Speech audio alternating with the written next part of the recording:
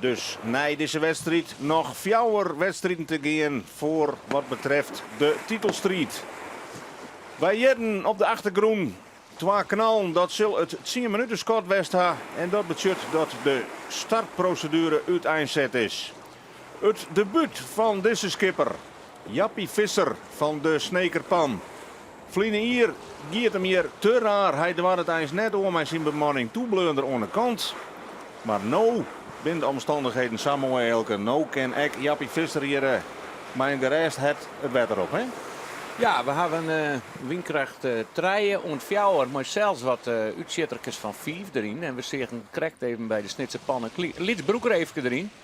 En dat is het onderste stukje van het grutzeil wat even inom is. Het is binnen hartstikke geen meters, maar je krijgt even wat een strakker profiel in tuig. En dat betekent dat er een stevige wind zit. En een ideale wind om te wedstrijd te zien. Ja, blijkbaar valt het wel wat aan met de temperatuur. Want Jappie Visser zit gewoon in een t-shirtje achterom bij het helmhout. En wat kunnen we verwachten van deze wedstrijd? Want ja, er komt natuurlijk, zo staan er gewoon al wat tekening in het klassement. Er binnen nog 4 scootjes die nog onder de 20 punten zitten. De eerste plak is voor de Lemmer met die 10,zo'n. Tweede is Grauw, 11,9. Dan valt er al een gotje naar Huizen, naar 18. Daar vlak achter het Jereveen met 9,9.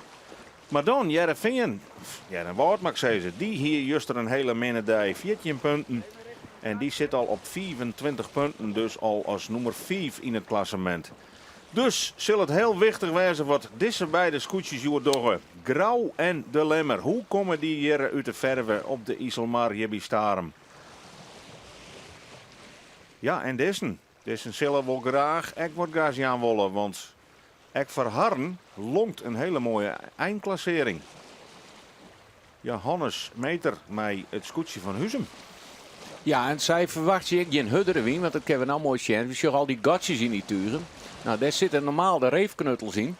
En als de hudde wien verwacht is, ja, dan list hij erin zitten, want dan kerst hem nog oprollen onder de wedstrijd. Maar zij gaan eraf vanuit dat er geen huddere wien komt. Dus ze hadden touwtjes steeds, maar de reefknuttels eruit hellen. En dat doe ik weer voor de goede windstroming. Zou we er op details letten, hè, want ik zo'n knoopje, zo'n touwtje verstoort al het... hoe de wind toch het tuig in gaat. Jenne Woord, daarachter juist er dus een hele minnendij. En daar lang war. Ja, en dat we dan toch even sjoggen naar hoe het hier vliegen eerder ontgaan. En dat weer natuurlijk een bijzondere wedstrijd. Dan sjoggen we daar in de uitslagenlist dat Grauw hier won vliegen hier. En dat lang war, jawel, lang war, hier op plak 2. Hoe de finish kwam elke dag weer erbij. Ja. Dat weer een hele bijzondere happening. Ze kwamen prachtig uit de start en kregen een hele eigen route.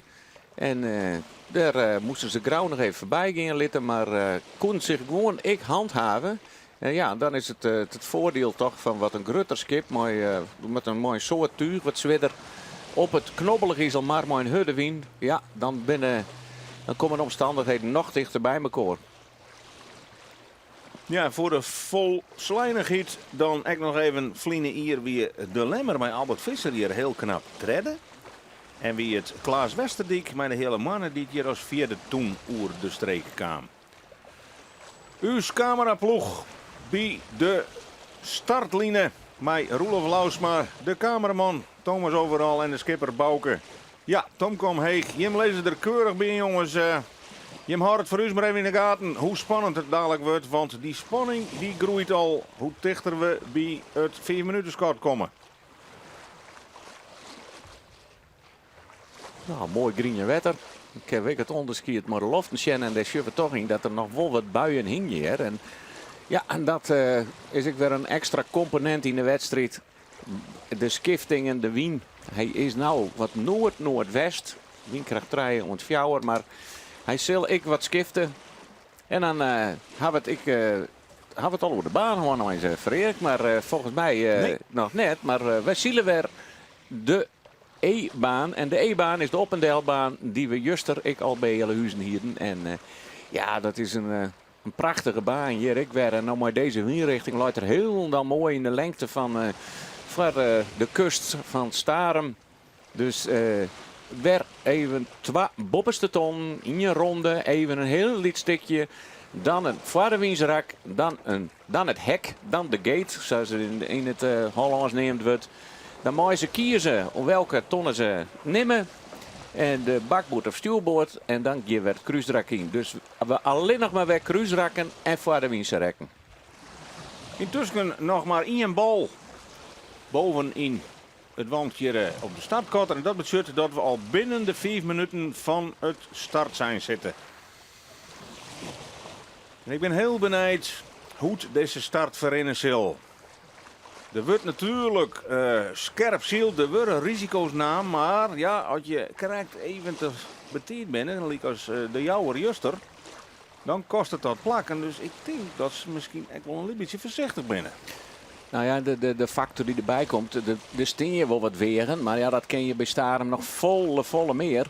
En als je dan wil je wat voortzetten, hè? Dus je moet ik nog weer rekening houden met die weren die je steen. Dan valt het een beetje daar, maar ja, je moet er, als je accelereren wil, wordt het gewoon weer even wat langer dan op het vlakke binnenwetter. Dus al die componenten komen er extra bij uit. Ja, we zitten nu echt op IJsselmar, op Roemerwetter. Hoe groot is hier de factor streming? Nee, die is hier, die had je net. Nee, die sinds 1932 is dat ophouden. Toen Aarsluit ik tegenkwam. En er zal wel eens een streemke ietsje meer staan bij de dik. Maar het is vooral de kust die steeds maar voor een verhoring in Wien zwargt. En dat vooral voor richting. Maar dat had ik vaker met een westenwind of oostenwind te maken zien dan deze windrichting.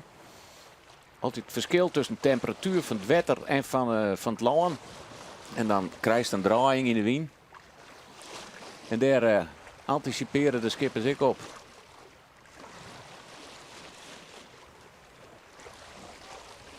Ja, de verskaarte favorieten kiezen positie. Er is eerbiedige afstand, maar ik zei ze, tussen de verschillende scootjes. Om zo volle mogelijk risico's uit de wei te gaan. De ruimte om dadelijk nog een keer door de wind te gaan eerder. En dan begint het rekken. Er zit altijd, tenminste bij de meeste scootjes hier achterop, mijn stopwatch te timen. Hoeveel tellen hebben we nodig om bij die startlijnen uit te komen. En dan zal het gebeuren. Maar de lemmer hier achter Huzum. Houden we elkaar wat in de gaten. Helemaal daaronder het scootje van Drachten. En waar binnen de orenfavorieten? Waar is Grauw? Waar is het Jereveen? Ziek je ze elkaar op of juist net? Nou. Daar hebben we denk ik het Jereveen en Grauw. Grauw zit je net bij, denk ik. Want moeilijk te zien, even kapgelijk. Zuidwesthoek, denk ik. Maar ja, laten we net nee, daar ben je een zoekplaatje van Mooitje. Ja, en Trollewien, Lemmer Wurtel, wat dwongen terug Huzum. Huzum die wil daar ik net lezen, want Lemmer maai hem omheen drukken straks. Dus, ja, en dat is even die wegen. Dat ga je net onder controle. Zat dicht bij elkaar en dan wil je gewoon op elkaar zetten. Daar is ook Grauw al. Grauw dus in de buurt van de Lemmer.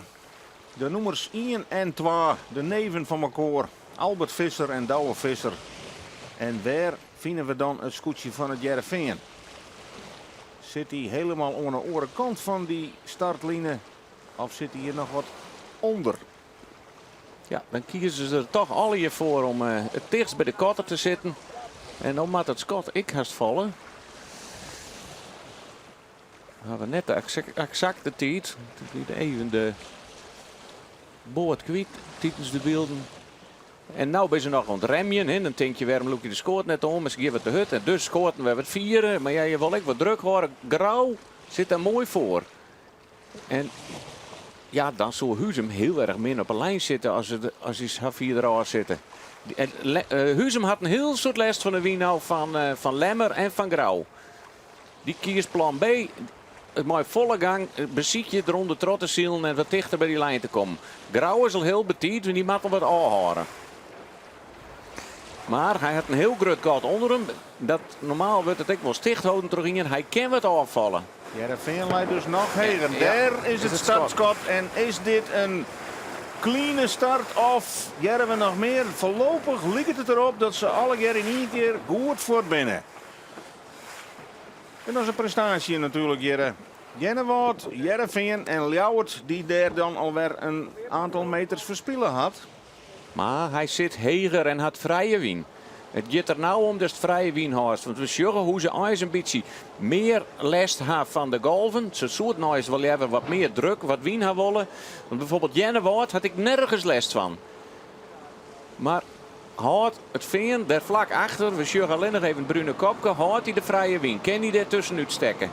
Het is nou hoe zo wichtig hoe je bijkomst. Ja, en helemaal rechts in beeld de hele mannen.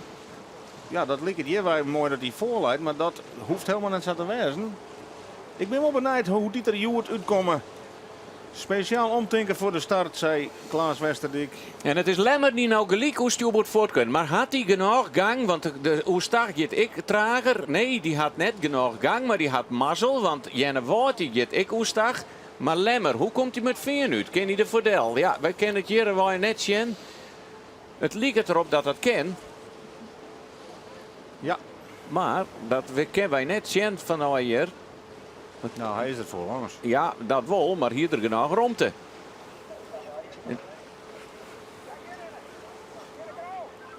En Grauw, waar is Grauw? Heerenveen die liet vallen. Wat gebeurt daar? Die maakt achter Grauw los. Ja, Kom maar. zeker de protestvlagen. Oeh, pikant natuurlijk. En is het nou Grauw, wie het nou lemmer? Het lijkt beide dat ze gewoon een hele gewaagde slag om de voordeel te gaan. Dan ben wij benijd. Dit beeld kunnen we net zien. Ja, de adviseur zit even achterom. Het is Heerenveen die een protest had. En het is Astien Grauw, Astien Lemmer. En dat zijn beide de koprenners in het Of zijn klassement. allebei. Als Roelof, daar is er vlakbij. Hoe zit dat er? Nou, ik kan net zeggen of het zijn allebei is, maar het is zeker het zijn Grauw. Want dat scheelde echt een hierke doet ze er voorbij kwamen. Ze moesten achterhouden, Heerenveen. En Grauw komt er nou voorbij. En dat is echt bij Grauw. Ze zeggen even om van bliksem. Dit is dit is een protest. Nou, dat zou de strijd hier in het kampioenschap wel interessant, meidje. Want ja, als Grauw hier dan toch in een protest rent, dan wordt het klassement al los. En we zeggen even hoe het is echter op bij het Grauwse scootje. Wat doen we hier mooi? Doen we de groene vlagen? Draaien we een rondje? Ja, ik heb beter 3 punten pakken dan dat je die 14 incasseren moet. Maar misschien ben ze ervan uitzien dat ze net fout zitten. Voorlopig zullen ze gewoon terug. Ik zie ook bij Grauw niks wat op lijkt dat zij ek een vlaggen hijsen. Misschien ben ze nog aan het lezen. Maar hier zullen we wel even babbelen weer op het achterdek, want dit zit ze net lekker. Ja, En, dat wie ik een gewaagde slag. Want en dan komt het even. Ja, Jesje. Heerenveen Ja. maar gigantisch aanhoren. Ja. Nou ja, dat vanuit deze hoek dan. Maar in ieder geval vinden ze zelf dat ze het er meer om te krijgen. Zien de vlagen er al heel snel bij. Dus ja, het zou ik haast kennen dat ik het lemste scootje daar nog... maar ja, dat is alleen maar filosoferen. Wij hadden beelden hier in ieder geval dat wij denken dat het zien het grauwste scootje bedoeld is. Daar zeggen we ik oerl is. Maar En die jongens, even scootje, hoe mooi dat de hele Frederik. man hier leidt. Die snijdt er prachtig doorheen. En Klaas Westerdijk is hier goed bij de les. Is Kreers uit de start komen en leidt Boppe Grauw. En dan, als je dat ze kennen, dan lezen je vaak heel goed in het wedstrijdveld. En het is al behoorlijk uit een waslijn. Want wij hielden ze krijgt bij de koprenners al even de bovenste tonnen in het zicht. Daar zijn deze scootjes al nou bij. De hele mannen. Ja, Freek jongen, ik gun die alles en ik gun deze man nek een heel soort. Want zo het mooi wezen om weer eens even een oor als die winnen te gaan. Het wil nog net zo dit kampioenschap bij deze man. Nee, het klassement, dat hoeft niet meer. Maar een mooi dijprisje, dat kan natuurlijk nog wel. En ze zijn goed dwaande, hè, heren? Want even weer waarom naar de start. Al die scootjes die houden elkaar erop bij de bopperste tonnen. En in mijn voorzissing zei ik al een beetje ja, dat het ideale plakje is. Maar iedereen zit er bij elkaar. Dan wordt het wat negatiever. En dan ga je correct daar wat onder zitten en vrije wien houden. En waar die dat? Dat weer de hele mannen die hier vrije wien, die komt vrij voort. En ja, daar zeggen we groene vlaggen. Ja, je zegt het dan net in beeld. Daar is het. Schuld bekennen. Schuld bekennen. En Grauw weet dat ze missierten in die situatie met het Jereveen. En docht voor alle wissigheid in elk geval eerst die groene vlaggen er maar in. En dat betekent in elk geval 3 punten. Zij bekennen schuld. En hoe komen ze nou zelf uit? Je bent de lemmer, want deze twee die zitten me qua ik wat dwars nou. Het kan alle keer correct. Lemmer voorlopig achter Grauwlands. Maar ze zullen mij genoegen zien dat er een groene vlag hing. Want ja, 3 punten, niet aftrekbaar. Dat betekent weer een stukje verschil in het klassement. Interessante ontwikkelingen direct al na de start hier op Starum. En dan ben we nog net eens bij de bopperste tonnen aankwam. Het Jereveen in duel met de Snekerpan. Qua snelheid onderrennen ze me qua ijs neert. En die zullen haast toch die oren scootjes ook weer een keer zien komen. Ja, daar komen al scootjes het beeld in. De lemmer. Hoe komen die uit nou? die liggen op bakboord. Dus het vind je matter achter del. Maar het is gewoon alleen nog even nieuwsgierig. Hoe dicht zitten ze bij elkaar? Want bij de volgende slag komt... Ja, hier zeggen we het mooi. De Snekerpan. Je het vlak achter het Lemster scootjedel. En die komt dan in de orenslag. Op Jitter. Ja, dit maak even zien wat je nou, hoe die dit nou precies doet. Of is er de ton allemaal rond? Want ze draaien gewoon onder het tuig van Lemmer. Daar is de tonnen met de gele pet waar alles op tam had. En daar is ook het scootje van de hele mannen dat vrij voorleidt. En daarachter die griebes van scootjes die elkaar dwars zitten. De Lemmer, de Snekerpan, het Jereveen. Ek Ljouwert zit er trouwens nog keurig bij. En ken de hele mannen in één keer die ton om. Want daar is Akkerum vanuit de orenkant. Elke? Ja, die hier wij nog net neemt. En die komt er nou ook heel mooi onderzielen. En het is ook de hele mannen die heel skraal maakt naar die tonneta. En dan eens een keer weer hier al wat door die wegen. Je wordt de hele tijd met ieder weegje wat meer naar onderen zetten. Dus het is echt zaak om die tonnen te wat oerzielen, zoals dat heet.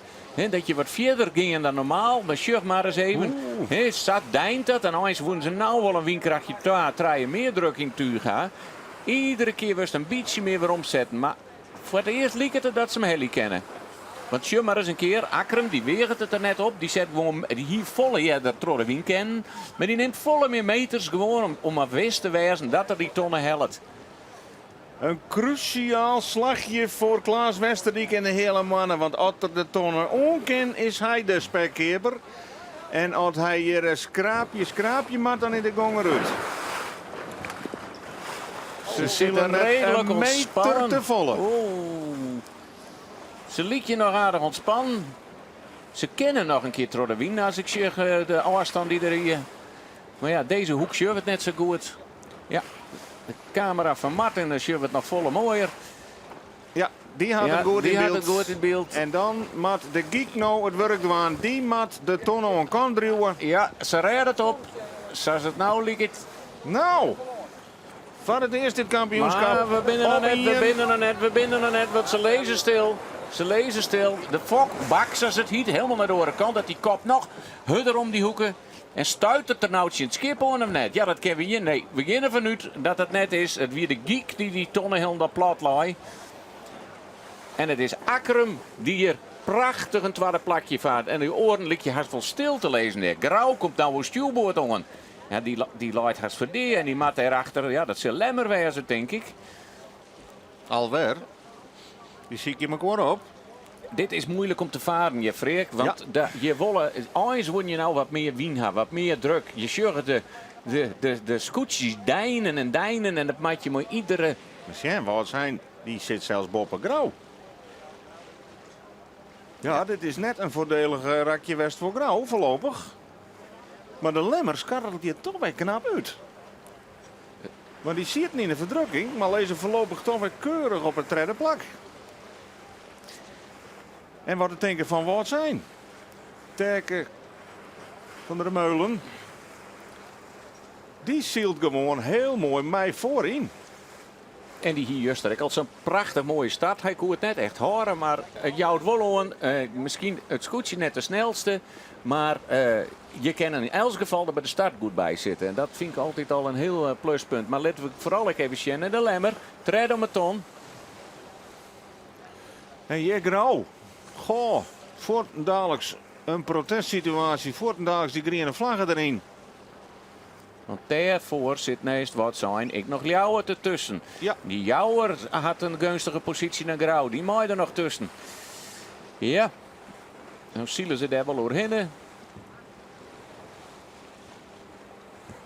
Zo zul je maar, er is net een wedstrijd gelijk. En ik als zie je nog zo constant. Je kan zomaar eens een keer, door omstandigheden, in de verdrukking komen.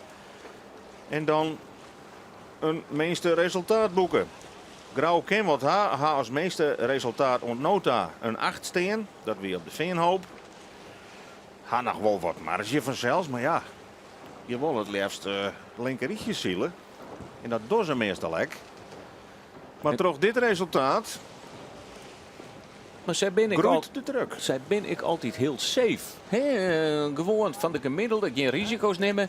En dit vond ik toch al een hele gewaagde slag.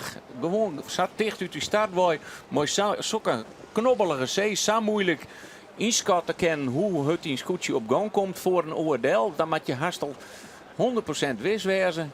Ja, en dat riskeerden ze toch. Maar nou ja, we weten de gevolgen. En even excuses voor onze track en trace. Er zijn wat atmosferische storingen. Dus op het stuit ben ze druk dwaande om het Flamenco te krijgen. Maar we hebben even geen beelden van onze track en trace. Want dat hier natuurlijk weer even heel mooi was bij de start. Voorlopig de hele mannen als eerste om de bovenste tonnen. Deun daarachter Akrum. Dan de Lemmer. Wout zijn op Fjouwer. Ljouwert op 5. En dan pas Grauw. Wij moeten maar eens even op het wetter zien bij Roelof. Want die zit er deun bovenop. Ja, en dan zullen we dat Drachten echt een hele beroerde slag maken. Want die maakt nou helemaal achter ons sluiten. Maar wat zullen we daar rek achterin? De just Jereveen krijgt dan wel een aardige opzetten trouwens. Ja, want die knalt in één keer bij Langwar verloors. Maar Ex-Snit ziet er eerst heel goed bij de eerste tonnen. En is nou echt achterom onder gong. Dus dat het er een griebeswest. Toch nog even een vraag aan Jim, jongens. Want als je nou de groene vlaggen hijsen, betekent dat je dan per definitie van die 14 punten naar binnen? Ja, dan ben je van die 14 punten nou. En dan krijg je er 3 punten automatisch bij. En niet aftrekbaar bij deze dooduitslag. In feite jou je aan dat je accepteren dat je een protest zien krijgt. En dat kan dan in dit geval Jereveen omgaan dat die dan harde vlaggen eruit loeken in de wetenschap van nou, zij pakken die 3 punten vooruit. Ja, hier voorin is het spannend. Want we zullen dat de hele mannen en Akrum deun naast elkaar lezen in de strijd om het eerste plak. Dus echt voorin de nodige spanning. Maar achterin, daar ben ze nog net eens al een keer om de tonnen. Daar is pas Jereveen. Sjurres, daar drukken ze haast op de tonnen. En hier rent het in elkaar. Hoe komt het Jereveen zo 4 achterin? Ja, want die hier best wel een aardige start. Maar ja, waarschijnlijk toch een heel soort scootjes hinder. En ik nadeel van dat akkefietsje mooi Grauw. Ja. En dan kunnen ze dus die vlag erin houden misschien. Het zou nou wel een heel groot nadeel. Ja, maar dat maakt het op zich net zo voluit voor de protestbehandeling. Een interessant duel in de voorhoede. De hele mannen. Mij Akrum onderwijs naar de onderkant van de baan. Naar die gate. Naar dat hek. Ze kunnen aanst kiezen voor de slag naar de dik en ze kunnen kiezen voor de slag de maar op. En dan kun je mij 1, 2 klappen omheen kruisen om weer naar de boppenkant van de baan, naar die op- en delbaan, naar de gele pet te zielen. Maar voorlopig gaat Klaas Westerdijk het houden. Ze binnen erbij bij de start en ze willen haar heel graag mengen om die dijtitel hier op staren. Nou, lang waar dan die sjoggen weer een rondje draaien en dat er alles mee te krijgen dat hij niet krijgt de tonnenrekken ha. Ja, daar liep het al op. Dit kost het vanzelfs een heel soort tijd en dat jouwt Drachten de gelegenheid om in elk geval lang weer in te heljen. Maar ook Drachten had een heel soort terreinprijs, jong. Ja, hoe komt het met Grauw? Grauw die wint wat metertjes waarom ten opzichte van Ljouwert en wat zijn. Draaien, skippen, breed, naar onderen ta. En dan gaat het om de snelheid. Daar winnen ze juist er net helemaal tevreden over, Elke, hè? Voor de snelheid. Ja, ik weet net precies hoe ze dat zelf moet tochten. Maar ja, het wie toch Huzum wat echt Grauw gewoon op snelheid voorbij zielde. En ja, dat hebben we nog net zo vaak, jongen. Dat het Huzum scootje sneller is dan de Grauwsters. Dat wie eertijds altijd wel oors. Maar Jennewoord, waar zit Jennewoord? Ja, die zit daar weer achter mijn groepje. Want Jennewoord en Huzum en de Jouwer, die sjoggen uit op die middenmoot. Dus dan hebben we het over plakken zo'n 8, 9 zien, die richting. En dan komt er al wat tekening in de street. Voorlopig. Maar ja, in dit lange rak is het grote risico dat de skippen die we nou voor u het dichtst bij sjoggen, dat die het meeste weer inhellen kennen op die voorsten. Ja, dat is het mooie van deze baan. Ja, we kennen het steeds het haast iedere keer, dus laten we er maar op houden. Maar het is natuurlijk, nou die wien die hier komt, die bij Drachten het eerst komt, die komt het laatst bij de voorste skippen. Dus dan kan het hele veld, dat rent in zijn vader in zijn rak gewoon weer in elkaar. Het wappert uit maar. De ene had het tuig oer bakboord, de oren oer stuurboord. En het is een heel lang rakje. En dat ken je rek op Issel, maar mooi voor het publiek del. Hier sjoggen we dat ze uiten waren beginnen. En dit wordt even een heel mooi onjoen hoe de gate erin leidt. Akkerum kiest voor de stuurboordston en de hele mannen voor de bakboordston. En dan kun je zelf je slag bepalen. Akkerum gaat eerst het Issel maar op. En de hele mannen gaat eerst richting Starum. En dan is dat straks nieuwsgierig om te zien hoe dat voor die scootjes uitpakt. Ja, mooie ontwikkelingen hier. Het lijkt erop dat de hele mannen krijgt een beetje jeder om de ton is. Dat zullen we straks zien. Maar wat is de slag hier op Starum? Is dat de slag de maar op of is dat de slag naar de dikta? Ja, en ik bleef wat ik zei, het is moeilijk zien voor de skippers. Want ze krijgt nog een krachtje treien, soms naar de fjouwerta. De wien liep het er wat uit. Maar dan bleef het zeetje worst in een knobbelige mar. En dan het scootje op gang houden. Nou, wat is dan de tactiek? In elk geval net te heeg zielen. Want als je te heeg zielen en de fok valt even in, dus je bent je snelheid even wat kwijt, dan lees je ik gelijk heel dal stil met het skip. Dan in je klap op die kop en dan met je weer op gang komen. Dus wat leger sturen dan dat je oorswend binnen is in dit geval onder deze omstandigheden de beste tactiek.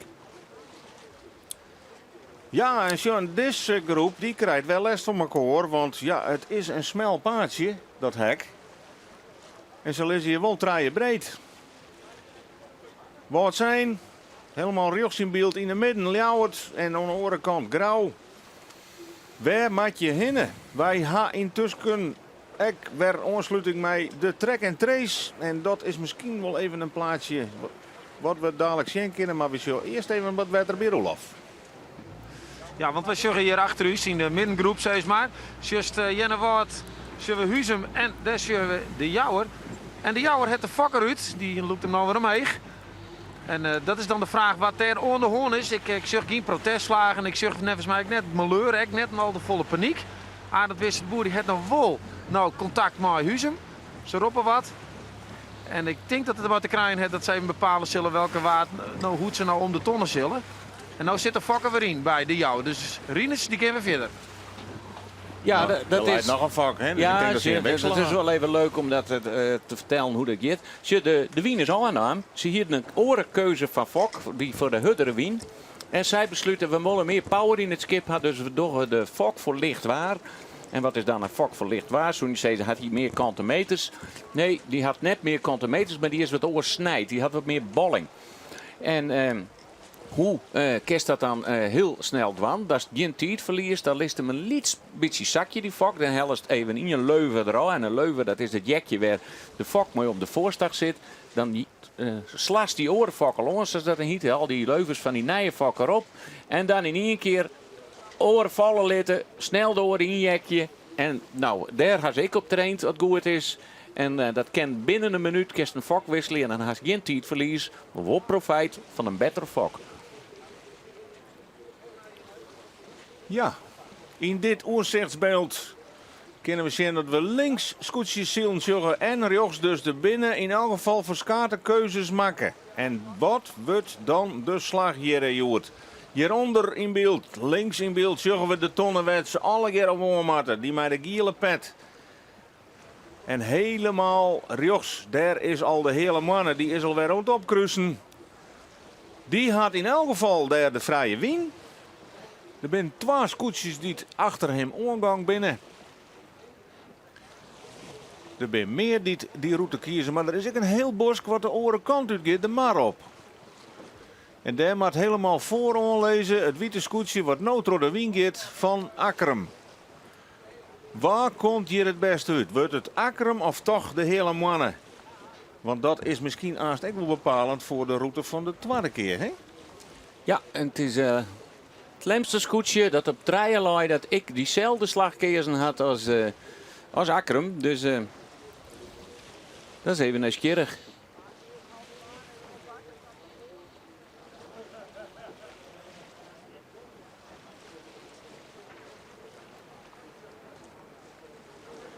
Ja, en dan op achtergrond de jachthaven daar bij Starum en een mooi soort volk al op het dik.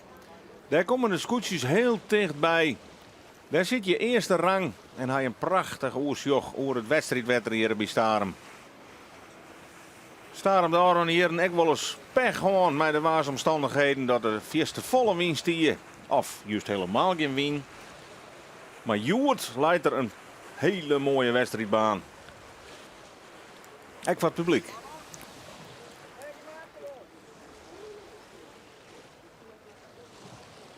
Nou, de hele mannen met Klaas Westerdijk. Joert goed bij de les bij de start en voorlopig op koers naar een heel mooi dijresultaat. Concentratie achterop bij Klaas Westerdijk.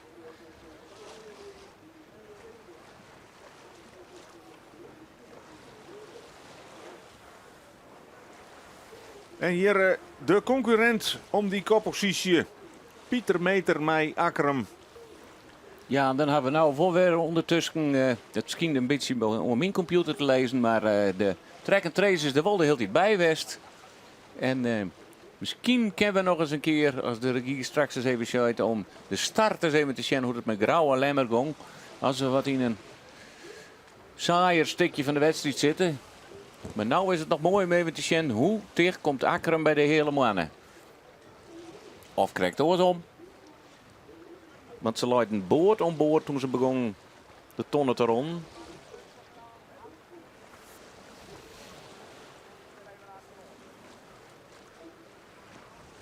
Wil verzorgen dat de hele mannen mooi aan het opkruisen is en Akkerum daarnaast ook in beeld komen zal.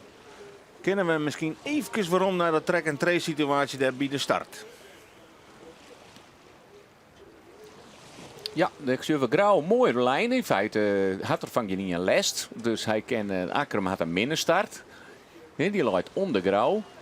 De Lemmer en Grauw kennen beide gewoon vrij zielen. Deze slag kan ze nog een heel lang tros zetten, maar ze willen tactische overweging voor ze door de wien. Lemmer luidt heger dan Grauw. Nog steeds uw bakboord. Snit zit er vlakbij. Vinger zit erachter. Lezen nog hield hij op bakboord. Dan gaat Snitje door de wien. Lemmer shut dat. Die denkt van, goh, als die dat kent, dan ken ik het ik. Maar die luidt wel wat heger. Ja, Lemmer gaat er. Nee, Snit, ja, nou. Wij zullen eerst even naar de actuele storm. Want hier zien we dat de hele mannen dus voor Akram uitkomt. Ze draaien Boppen, Pieter Meter, houden de controle. Matsa wie zijn aanklap, kom heen meidje. Maar ze lezen dus voor in dit cruiserak. En dus voorlopig had zij goed gehad met die kar om langs de dik te gaan. Ja, nou, ze had goed gehakt, ze had goede snelheid erin. Maar het mooie is, het komt heel dicht bij elkaar. Dus dat jouwt aan dat de ingen als de orenslag net een heel soort uitmaakt. En nou ja, dan had de commissie heel goed werk gedaan en dan loopt die baan er gewoon perfect in. De commissie van Starem, mooi. Piet Blauw als wedstrijdleider. Zo hebben we hier eens een keer de primeur gehad op een delbaan. Die misleerde toen heel omdat ja, te vier de mar op moesten. En toen door de geen één commissie het jarenlang net aan. Wil ze wel altijd mooi in het wedstrijdboekje toen van de SKS. Nou, hier we juist dan alweer de primeur na vele jaren. Nou, gelijk door kwamen op een delbaan. En de hele mannen in leidende positie. Ja, hij kan koers bepalen, hij kan lekker trossielen, hij kan rom op die tonnen hoor. Want hij weet natuurlijk dat het niet krijgt, toch wel wat krapjes weer. Dus een beetje marge opbouwen is net verkeerd. Daar Grauw in de achtervolging. Mooi. Maar Lemmer is achteruit zakken. Die loopt op een tweede plak. Ja. Grauw is een heel lang niet voorkwam. En dan liep het toch weer dat de slag toch wel bij de dik loopt. Daar zit ik alweer in de Raban, aan het Tjerkstra. Want ja, dat zijn wel, juster winnen ze absoluut net tevreden over de snelheid van het schip. Ze hebben het beziekje west, het verhoorje west. In dit geval net met de Raban, maar met oren dingen aan boord. En Joert dan toch maar weer eens in de trimmerij. Maar hier is het mooi te zien dat de hele mannen als nummer 1 voor de tweede keer om die bovenste tonnen draait. En dat er nou een lietsverschiltje optreden is met Akram. Maar dat Grauw met Douwe Visser een inhaalslagje maken had op de Lemmer. Ja, en een knappen, want ze leiden daar wel een aantal meters achter voordat ze het cruiserek ingingen. Dus Grauw had een hele mooie slag maken. Lemmer en Grauw, Tegere, Troddewien, wils Akram nou om de bopperste tonnen heen gaat.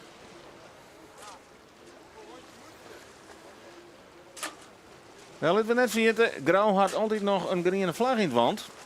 Dus die moet ze toch mij rekenen straks, om het eind van de rit. Dus zij had er alle belang bij om zo 4 mogelijk weer naar voren te zien.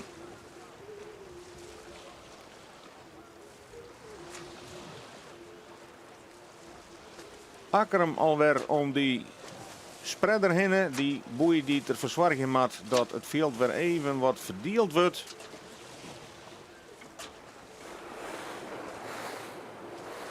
En we zijn nog altijd in die vooreind. Grauw treien, de Lemmer fjouwer, wat zijn 5. En Gerhard Pietersma en Ljouwert in onval op die kopgroep.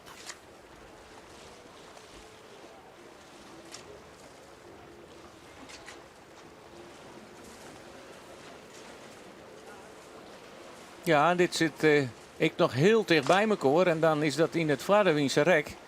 Ja, ik werd heel bepalend hoe het uitkomt. Grauw kan nou straks echt sissen en bepalen gelijk van de bopperste ton aan welke kant van de lijn hij bleven wil. Wil hij straks naar de bakboortonnen, dan bleef er wat heger sturen. En dan dwingt er Lemmer, mijn neef Albert Visser, naar de wat mindere slag. Want het nou dat ligt, is toch de slag de Islamar op. Ietsje ongunstiger dan de slag naar de Walta daarachter weer. de duizenden mensen op Pacific zitten bij Starem.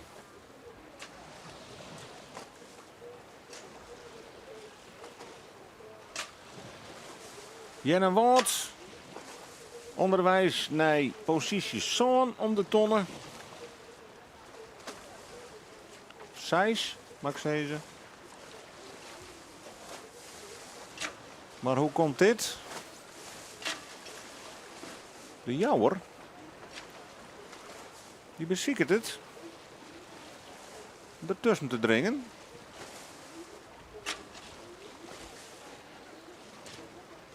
Ja, Jenne Woord die, die moest achterin delen. Maakt het een volle meer meters. En kierstek voor safe. En Rinus de Jong van die jouwer. Ja, volledig reglementair. Shirt en god, doek erin. En nog wichtiger, komt op tijd op gang. Huzem. Ja, die is ik wichtig in het klassement, maar die doet het net goed, Joodjer.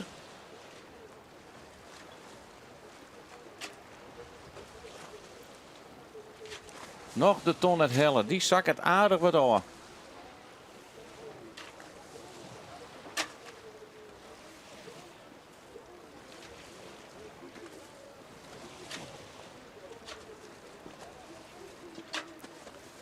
En daar pas het Jereveen. Die had Joert ek weer een mindere dag. Die had toch last gehad van die bakboord-stuurboord situatie. Binnen in de knoeikaam. En rijdt je toch achter in die middenmoord. En dan ben dat dure punten voor het Jereveen. Want die had al een jongen steen en al 2 keer een zoon. Naast een overwinning en een tweede plak en een derde plak. Ja, en die gaan net zo volle marges om dat op te vangen. Nee, en dit ben dan ik de noemer Treien en Fjouwer in het klassement die het nog wat spannend maatje koerden. Voor de nummers 1 en 2. Maar die nummers 1 en 2 die lezen 4 voor. Dus ja, dat spieter voor het kampioenschap. Jereveen al Wolf voorbij. Huzem.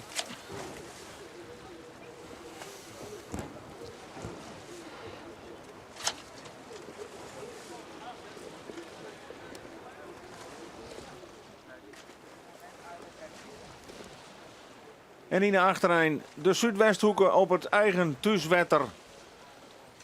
Kan net de rol vervullen die ze zo graag willen hier. Nog correct voor de snekerpan. Maar wel in de achterijn op plak Alve.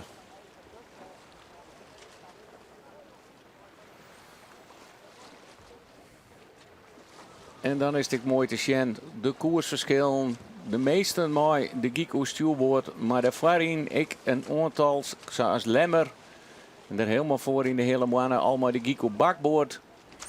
Dan is er gewoon ek in de Vaderwiense rakken nog een heel soort mogelijk. En een keuze mogelijk in ieder geval om aan te vallen. Wat zijn die het wat hoger opsturen. Krijgt er toch een mooi stukje gong.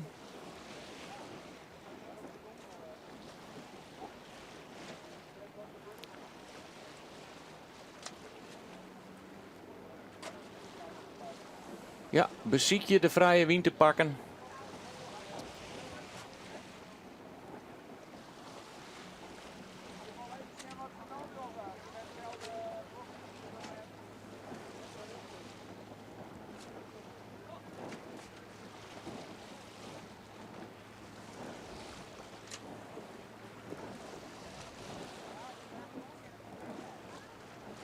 De snekerpan sluit aan achter de Zuidwesthoeken. En daarachter zitten nog 2 scootjes. Het scootje van Langwar en het scootje van Drachten. En dan is ek Drachten Joert er absoluut net bij in de voorrijn. Nee, die hebben een opstekkerke. hechte beton. Ja, opstekker voor de hele mannen. Strakjes ek al op het tonnen. Hij kent het haar Joert. Ja, nou kent het al ha. Je zou toch zeggen, dan leer je van zijn eerste situatie. Maar hij moest hem nog aardig opsturen om hem met te ontdekken. Ja, En dat kost het wel snelheid en rem het al. de lokken gingen er nou geen scootjes boven hem die hem de wind uit de zaal namen. En koer er op snelheid om de tonnen heen.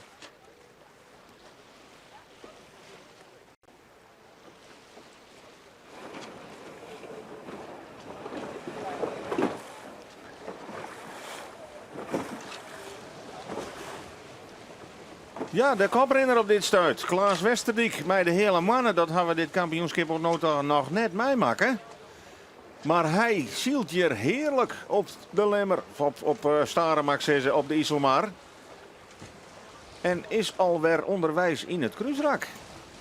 Zelfde koers. Kierster, ja, waarom ik net. Ja, mooi om te zien. Daar helemaal rechts in beeld. Het krekt eruit zielend. Is het Akkerum en helemaal links nog de achterkant. De hele mannen. Beide weer dezelfde slag. En daar is het pas drachten dit om die bopperste tonnen wijrekken. Wilst deze scootjes alweer in het kruisrak zitten. Er is al een behoorlijk verschil ontstaan tussen de nummer 1 en de nummer lijst. Het zit al haast op een kilometer. Dat is een brood. Ja, dat is een heel soort. Grauw, wat ken die? Die kiezen dezelfde route als de hele mannen. En de lemmer keert in achtervolging, denk ik. Ja, die volgt zijn voorbeeld. Voor hem is het wichtig dat er in een gunstige slag komt en zal wat minder op de aanval gaan. Want ja, achter je zit ik weer een soort en meer op een verdediging. Want ja, hij weet dat het groene vlagje hangt en die 3 punten had Grauwe sowieso al bij. Lemmer kiest voor dezelfde slag als Grauw. Dan kun je met onder Helly nog wel wat winst pakken. Dan beziek je wat heger uit bij de tonnen te komen. Maar joutje, ik al wat metertjes waai. De koer nog wel wat dichter bij de tonnen rond worden. Maar ja, risicomijdend. Maar is de wind er toch een beetje uit dan? Ja, ik had het idee, wil ze wel wat wienbaan sjurren. Dat hoe het sjutten dat er die skomstrepen, dat er weer wat meer komt. Maar bij het inzeilen weer er duidelijk meer wien dan dat er nou zit.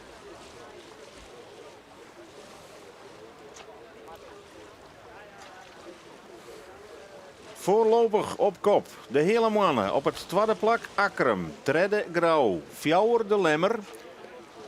En het is Ljouwert wat op een 5e plak leidt. Nog voor Wout zijn en voor de Jouwer. Dat ben de eerste zoon und nota.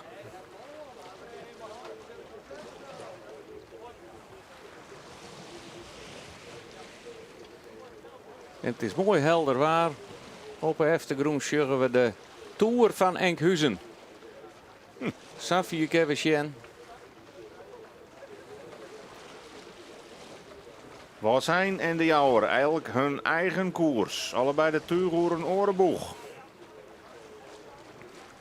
En daarachter Jenne Wout. Ja, Jereveen zit daar wat in de vernieling. Daarachter nog. En daar is de hele man alweer. Drok in het kruisrak. Het zou toch een leuk stuntje wezen van die man als ze dit vol weten te horen. Ja, Vlien hier had ze een paar keer zien laten dat ze wel degelijk mij kennen in die top. Constantiele is weer een ander verhaal, maar Joert binnen ze bijzonder goed bij de les.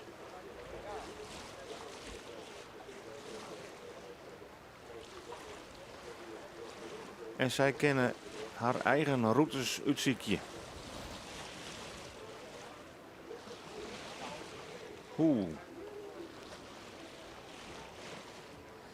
Hier in de gate. Het Jereveen, die gaat linksom. Huizum gaat rechtsom.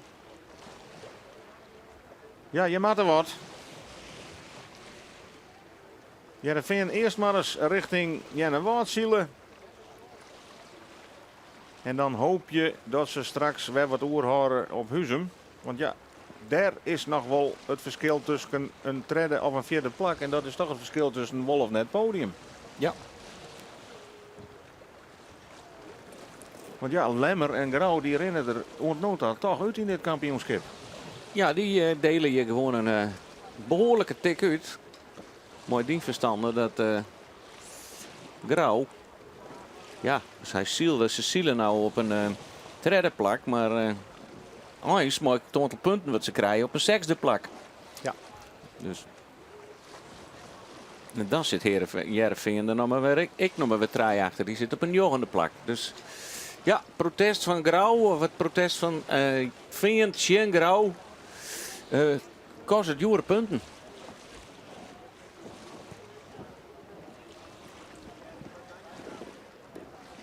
Als een scootje de groene vlag hijst, dan wil het net zeggen dat degene die het hem presenteert die rode vlaggen eruit helemaal mat, hè? Dan hij maar ermee trof varen, maar hij kan hem eruit hellen, want hij had het te accepteren. Het is net zo dat je dan nog eens een keer zelfs beslissen mooie van ja, ik zet het protest terug. Of er moet al hele grote skeer wezen wat ik wil, maar ja, dan is een scootsikkel naar de kant gegaan. Dus dan is het oors. Maar nee, het is een verplichting. Het is, in feite kan Sietse Brouwer van het VN zijn vlaggen strieken, want de straf is geaccepteerd en dat is geen discussie meer. Okay. Akkerum, ook in het kruisrak, ook op avontuur. Want ja, wat zit er nog in van Pieter Meter?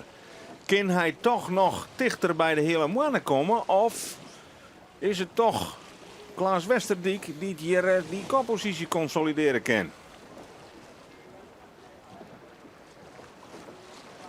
Dat zullen we straks te weten komen als we weer bij die boppers de tonnen komen voor de derde keer. Maar het is wel zo dat deze beide scootjes de vrije wien en het lekkerste zielen kennen in elk geval. Het is het meeste lest van de concurrentie.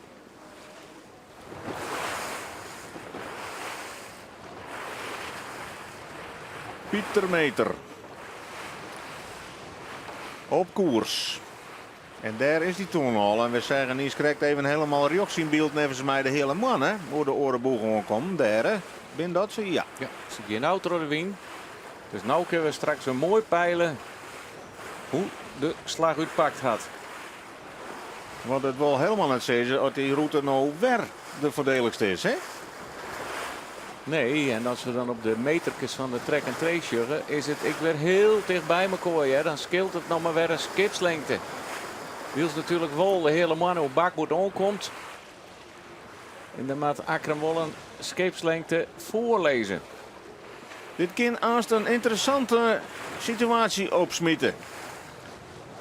Kan Akkerum er al voordeel of moet hij haast toch nog een keer aanhouden om achter de hele mannen del te kruisen? De skippers moeten honderden meters vooruit rekenen. En het lijkt dat ze hier weer een beetje meer druk krijgen. Wat minder hobbelen.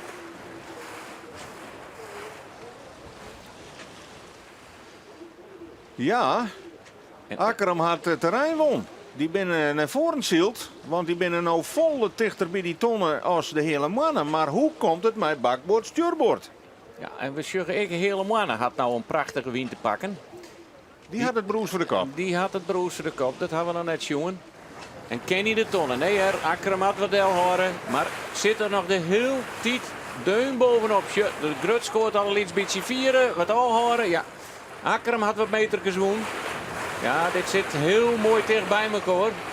En deze man strijdt om de eer hier. Want het kampioenschap is voor hun verlend. Maar een titel, dat kan weer een heel soort goed maatje. Ja, dan maakt het wederom haast neer uit welke kant je omzielen. Want je komt er toch ongeveer weg gelijk uit. Ja. Nog altijd op een eerste plak de hele mannen met Klaas Westerdijk. En vlak daarachter Akkerum met Pieter Meter.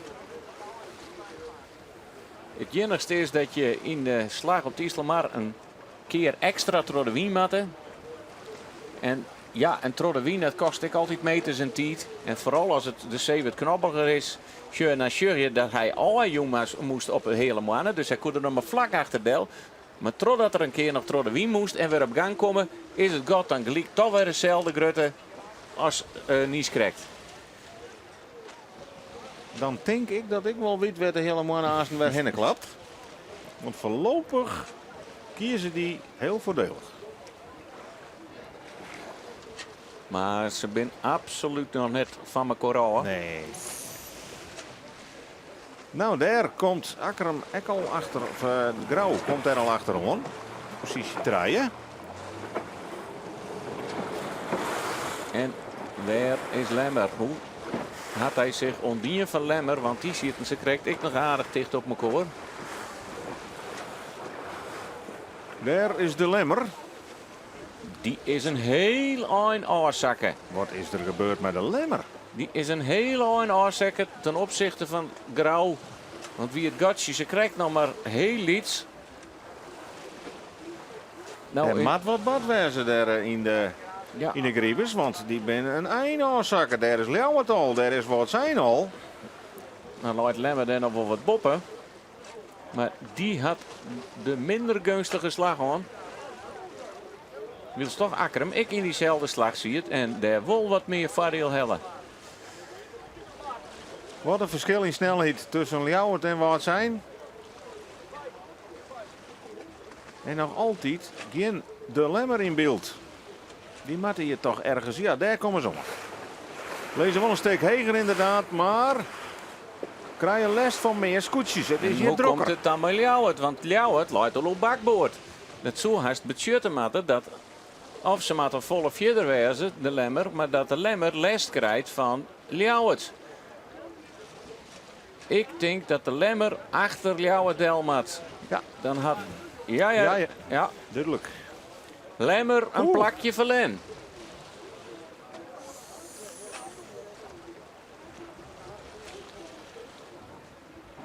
En kan Lemmer dan in elk geval plak 5 beet houden, want daar komt ik wat zijn voor Celsalon.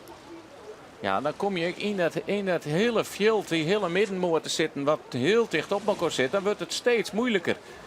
Want ja, zij koerden toch mooi 7 in feite wat de vierde plakjes zielen. Dat weer voor hun helemaal net zo ongunstig.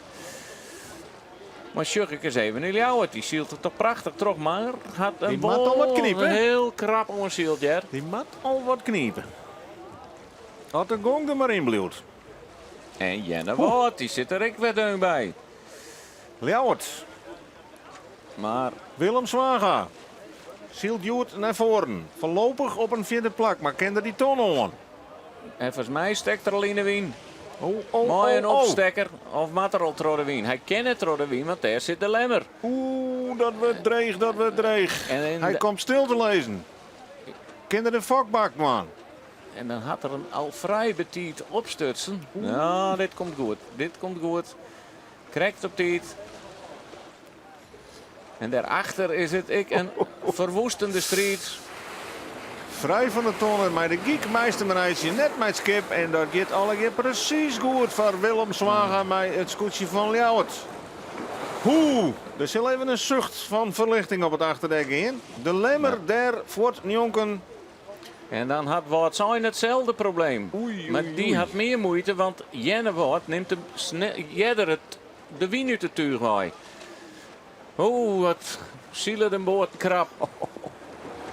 Maar ontnota slaagt het Elsen hier om die tonnen heen te komen. Wout zijn op 6. Jenne Wout op zo'n. En vlak daar weer achter het Jenneveen. Ja, hier gaan ze lijst van elkaar.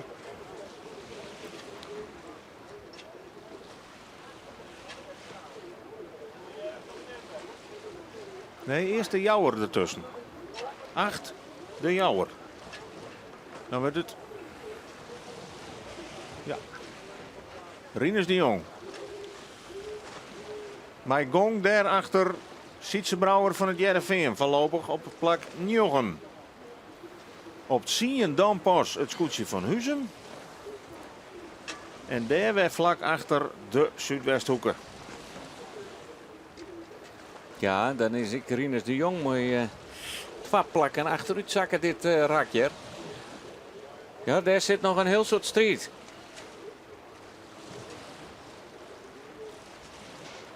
Maar het is oeralstrijd. Voorin, in de middenmoot.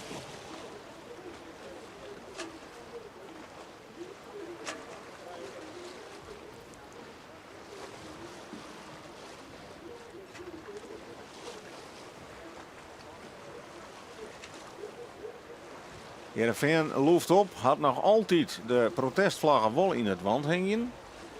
Ja, die hoeven zich pas vlak voor de finish eruit te halen, denk ik. Hè? Ja, misschien mooi ze direct mooi doorheen varen, maar het is... Net neder, ja. En dan zien we hier ik. De Rinus de Jong een beetje een loefdueltje omgaan met Veen. Maar denk ik, jongens, je hem leest als ze 4 achterin. Wat zet je hem hier mooi op? Nou, dat kost meters. Het kost meters, want En dan kan de daar Zuidwesthoek profiteert de ertussen toch? Zuidwesthoek en de Lemmer ervan. Ja. Maar ja, ieder zielt zijn eigen race. Maar dit is heel ongunstig voor Heerenveen.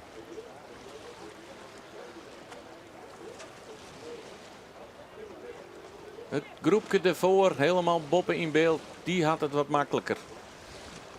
Wolle Street mooi mekaar en dat is ik weer gunstig voor. Grauw natuurlijk, dat die oren twa daar wat mooi mekaar in de street binnen, want daar kan hij weer van profiteren. Hij sloept dichterbij, hè, Grauw. Het is nog wel een 100 meter afstand, maar Beetje optisch bedrag, maar hij rent qua trek- en trace meters nog een dikke 100 meter achter de beide koprenners. Akkerum en de hele mannen die onderin hem kwamen ze volle.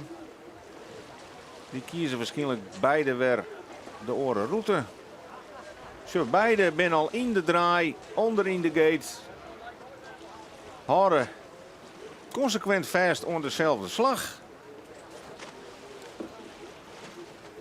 En Grauw, ja, Grauw die zal denk ik wel weer achter de hele mannen omgaan.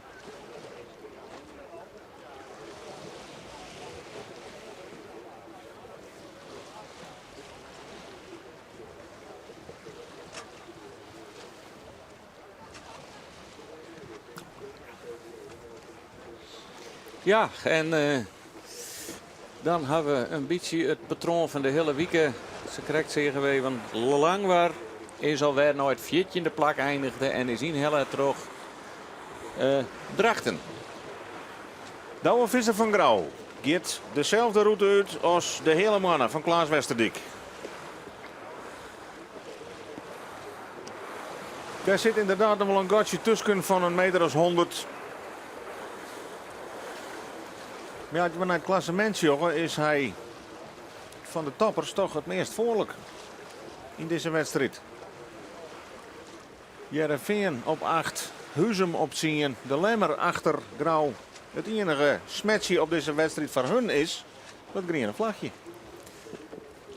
Ja, dat weer toch even bijzonder om te zien, want wij zeiden al, Lemmers, die orenslag, toen zie je bij de onderste tonnen wierden, door geen breekhalzen of geen waaghalzende toeren. En die had dezelfde slag in Grauw als Grauw in, maar had blijkbaar toch een tussenslagje maken om toch wat in de onval te gaan. En dat had gewoon heel min uitpakt. Dan kun je maar beter zeggen, een grote slag of hoe bakboord of hoe stuurboord, maar de tussenslag had net goed uitpakt voor het Lemster scootje. Nou, ik weet niet dat het mij speelt, maar het is voor hun natuurlijk wel mij dat zij als nummer 1 hier zielen. En oors winnen ze altijd in de achtervolging op de nummers 1, 2 en 3, vaak. En dan zielst oors, als toen nou denkt van ja, ik ben nou de koprenner, misschien kan ik beter verdedigen, de skeer bij hem. Zou dat kennen, dat Nou, maar twijfel brengt in de besluiten? ja, maar ik bedoel, als hij die slag ingong achter Grauw, dacht ik van ja, dat mag ik gewoon even volhouden. Maar ja, misschien kwam er ik wel wat leger uit. En dan zit in de smarrige wien van Grauw. En Grauw ken aardig heeg, maar ook alleen maar dat ik. Ja, en had er toch besloten, ja, nou ga ik helemaal geen druk meer. En dan maak ik wel voort. Dus ja, dat kunnen wij nooit helemaal beoordelen. Want we zijn net de hele wedstrijd bij hun op het achterdek. Nee, we hebben het nog net over gehad van wat is de invloed dit hier van de adviseur bij de Lemmer? Bouke Kuppers. Die zit er. Dat is natuurlijk ook een man die sporen wel verzinnen had in de zielerij. Ja, juist er nog een praatje met Albert en zijn zoon. Zijn zoon die had een plakje op het vlakdek gekregen. Vond ik hartstikke mooi. En hij zei ik van ja, als er een oor niet beter is, dan doen we dat gewoon. En ik heb het direct hier nooit zin. Dus ze hebben wat transfers onboord gaan. En van plakken verloren. En om het nou daar, ja, doet dat wel vertutten.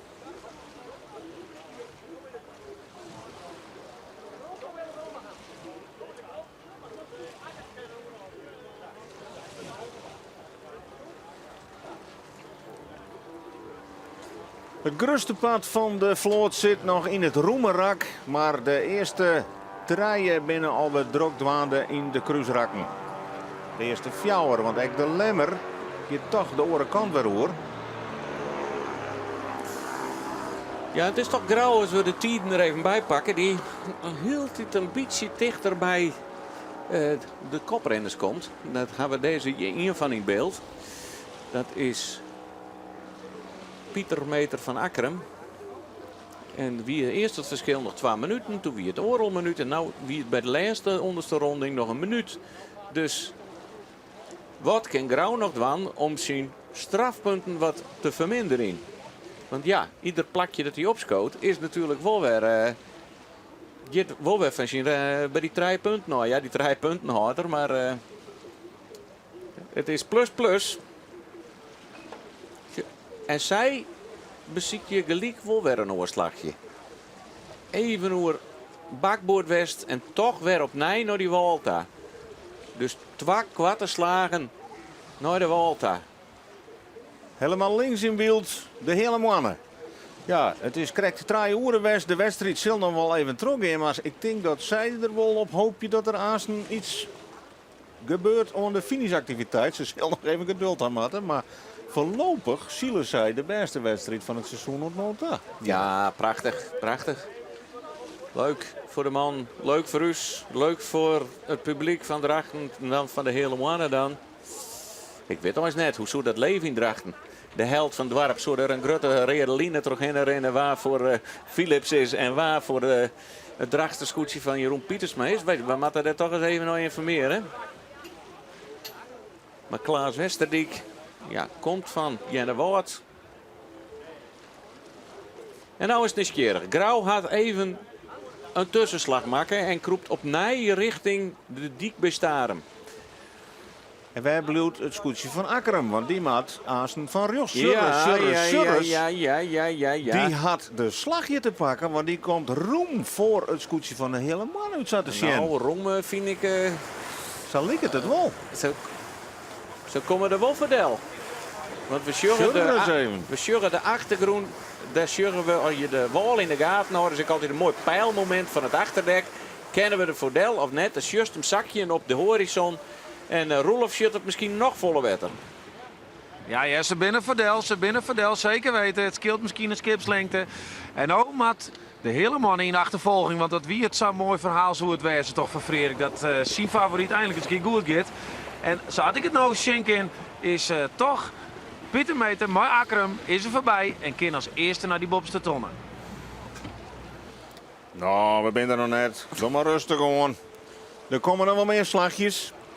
Maar voorlopig is het inderdaad Akkerem wat hier toch voordeliger uit dat cruiserak komt. En dan is het echt nieuwsgierig wat docht Grauw ten opzichte van de hele mannen. Want dat kroept iemand koor die top draaien. Ja, die zit er de mat nog wel een heel lang verder. Ja, die mat nog 4 jaar. Maar kennen we natuurlijk volle jeder Troddewien. Maar Pieter Meter. Ja, die roemt toen die klappunten op. In een dag op lang waar. Ja, kregen ze van de orendagen bij elkaar opteld. In een pakketje tegelijk cadeau. Ja, het cadeautje weer voor hem minder. Maar ja, wat is dat dan toch spietig voor het kampioenschap? Want wat zielt hij er weer mooi terug in. Nou had Akkerem hoe bakboord. Dan zag ik eens even hoe dicht ze bij elkaar lezen. Dus die had voorrang op de hele mannen. En slaat gelijk een gotje. Want de hele mannen maakt nog Troddewien.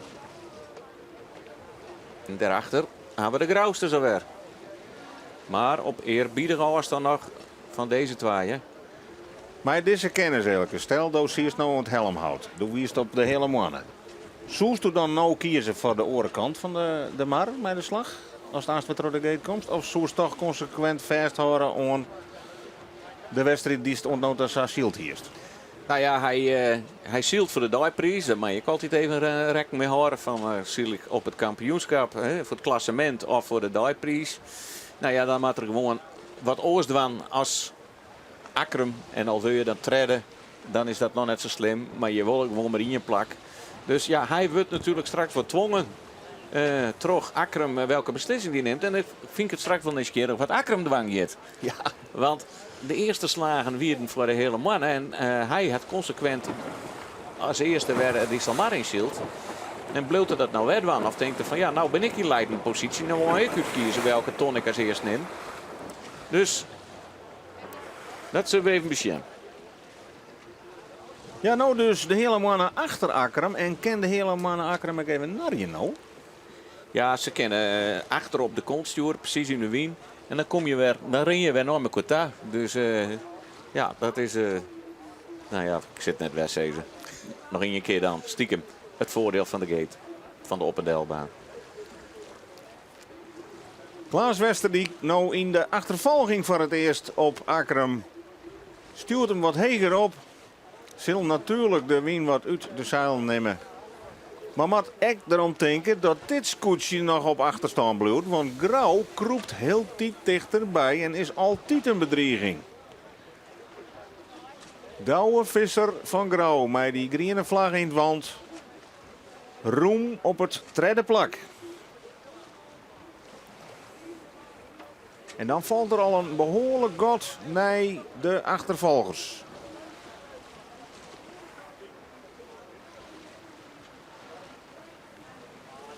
De tacticus. Dat denk ik toch dat Grauw weer wat oorzaak is, ja. Hadden Tieden er nog net heel snel bij, maar...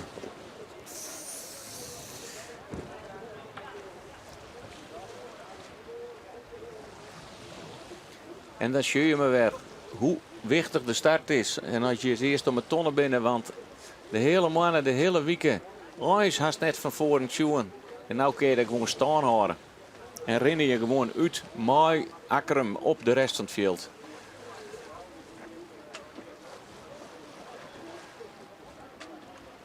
Ja, het verschil is behoorlijk groter geworden tussen de twee koprenners en Grauw. 1 minuut 42. Maar ook het verschil tussen Grauw en de achtervolgers is enorm ontworpen. Ja, Ik meer dan 300 meter erachter. Dus ik krijg het gevoel dat er een beetje tekening in de street echt nou leidt. ja, dan zal Grauw heel safe op een derde plak lezen. De nummers 1 en 2 zullen er nog volop verstrijden. En dan daarachter, mooi onder onviering van Ljouwert, is een hele groep ontwrakseling om elkaar wat voorbij te komen. En dan wordt het nog nieuwsgierig naar dat puntje sprokkeljen van de achtervolgers. Waar ik de Lemmer bij zit, waar ik Jereveen nog bij zit. Ja, waar ik de Zuidwesthoeken heel mooi bij zit. En die had dan toch een behoorlijke slag maken. Maar ze binnen er net. Ljouwert hier voor de Jouwerdel, maar de Jouwer op volle snelheid. En als hij de tonnen onken. Ja, daar leeuw ik niks van, want er was dan... Nou, maar ja, nou. waarom zielt Willemswagen dan Safir terug? Ja, nou, we zullen het zien. Als de Jouwer de tonnen onken, dan maakt ze een mooi klapperke. Dan stier ze maar stip op het vierde plak. En dan komt je weer een hele... En zeg eens even, Lemmer. Hoe komt het mooi Lemmer? Ja, want het vinger is er weer heel dichtbij. Loopt dan wel wat leger. Maar zij komen hoe stuurboord. Ze hebben geen voorrang bij de tonnen. En ze door een waagstikje, hè, want daar komen nog volle meer aan. Hoe komt de Lemmer bijvoorbeeld met de Jouwer uit? Het vinger besluit al om achterdel te gaan bij de Jouwer. Kent Lemmer er nog voor del? Maar Lemmer die maakt echt ohne bak om zijn vierde positie te houden, ja? En ik wil nog steeds willen zien dat de Jouwer de tonnen onken. Want die maat te kniepen, die maat te kniepen. Ik weet het net. De Lemmer gaat ervoor. Hij Die weer doekt het erin. erop, ja. Die doekt ertussen. Ken Maar er het, komt nog één aan. ken het. Oeh, dit komt net goed zo. Nou. Dit kan nooit. Ze gooien wel de fok, maar ze kan hem net eruit zien. Nee, hè. Maar het is net de Jouwer. Het is meer maar Ljouwert. Nee. Ei. Dit Wat? kan wel eens een protest opsmieten Wat? van Ljouwert Tjen de Lemmer. En neemt Albert je dan toch die risico's die er eigenlijk juist vermijden worden. En daar wordt praten aan boord. Wat besluit Ljouwert? Het is weer een echte hindering. En Albert die wacht het al. Ja, en hij zei dat Hansje nou, lip maar zitten, maar dat Hansje wilde graag van Ljouwert gaan. Komt er alle vlagen in het wand van bij Willem Zwaga? Wat strikt er oor zijn het? Of komt de vlagen erin? Is er Olis? Ja, dan is het toch... We zullen even bij Roelof, want die zit er duim bovenop. Er is hoe is. En zeker op het louter scootjes van voor naar achter wat doen we. En zeker op de vakkant van het scootje zit een heel mooi dek, Giel Mulske. En die maakt dan de protestslagen aan zijn Ruud Helly. Er is beweging op het dek. Ik weet net of hij hem er nou uitpakt. Maar misschien die Willem Zwager ik wel zoiets van nou, lip maar. Of, dat ken ik nog, de lemmer liet hem aan zijn gewoon vaak in. Want hij ziet, wat ziet die deuntje in de moon. Albert Visser moest echt eventjes bij zijn helm uitwaaien om aan de kant te keren. Want ik denk net dat ze elkaar rijk hebben, maar het scheelde net een soort. Maar ik denk wel dat Leeuw het aanhouden moest. En dus stier die wel in haar jocht, denk ik. Ja, het is absoluut. Lemmer hier de geen jochten en weer het erop. En hier ik het idee dat hij meer met de jouwer bezig was. Dat hij daar tussen koe. En toen kwam er niet een keer Willem Zwager, waar wij al zeiden, dan maakt het te volle meters. Maar uiteindelijk net gong die naar Boppeta. En die kwam helemaal van Boppen achter het tuig van jouwer waaien. Hier Lemmer hier dat waarschijnlijk even net zien. Ja, en hij moest gewoon opsturen om Lemmer vrij te varen. En dan is het een protestabele situatie dat een rot wordt. Maar hij kon gewoon een protest uitdelen. Hè? Dat is een makkelijker woord. We leren hier weer van alles. Het is... Laten we nog even één keer waarom zien naar wat en ook krijgt badden, want... Het ging daar even Spaans de Lemmer op volle snelheid. Die zegt wel dat de jouwer de ton eigenlijk net goed onkoer. Nou, daar kon ze misschien nog wel voordeel. Maar daarop op volle snelheid komt de jouwer onbaan. En die maakt echt omheen sturen. Dat kostte dikke meters voor haar. En die maakt alles doen om een onvorming te voorkomen. Dus ja, dit hier een hele dikke rode vlaggenwijzer kent. Ja, dan hier ze alle jocht op. Door meest net in de lengtecirkel, ja de meester trode wien, maar dan has je niet een enkel jocht. De meest net in een hegen dan in de wien, hoe hebben we de fok net kilens, jongen. Ja, laat maar zitten, dat snap ik wel. Nee, geef maar voor, zei er. Ja, dat ken ik, nou ja. Geef maar voor. Nou, we hebben al het braaien lezen wat er nou bedoeld hebt achter het dek. En dat ze zelf het best weten wat ze bedoelen.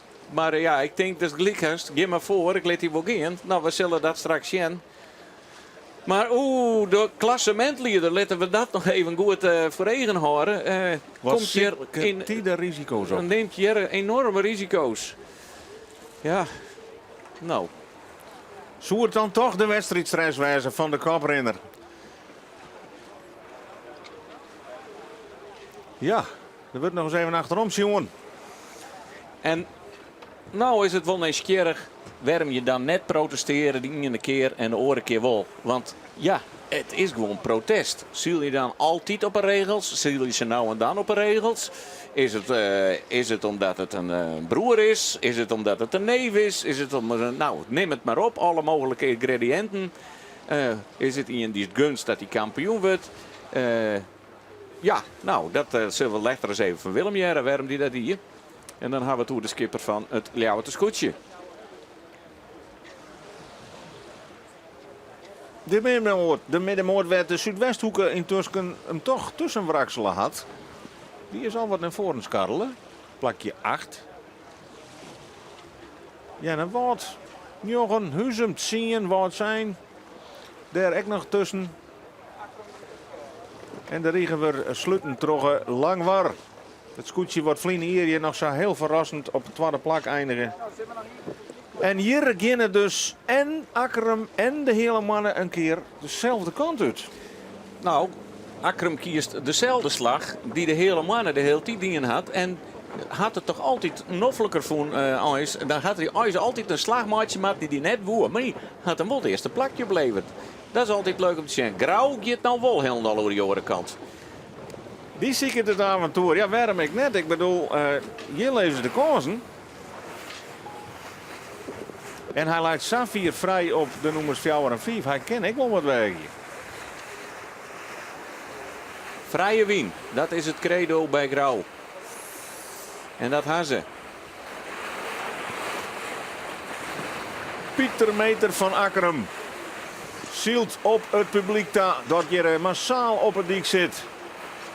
En hoe vier gaat hij terug? Want ja, het is al maar eens jip, maar je rent het hut op, je. En dan zie ik, ja, midden op die Isselmar, hoe net de pijl, maar je wel. En nog heel tijd rekt de pijlstok de groen net. Dus ze kennen nog heel tijd terug. Hoe vier zet hij terug? Want het is, als nou straks door de wind is, dan blijft die wal een beetje een zoegende kracht houden. En dan komt heger en heger en heger uit bij de ton. Nou, hij weert het net te lang.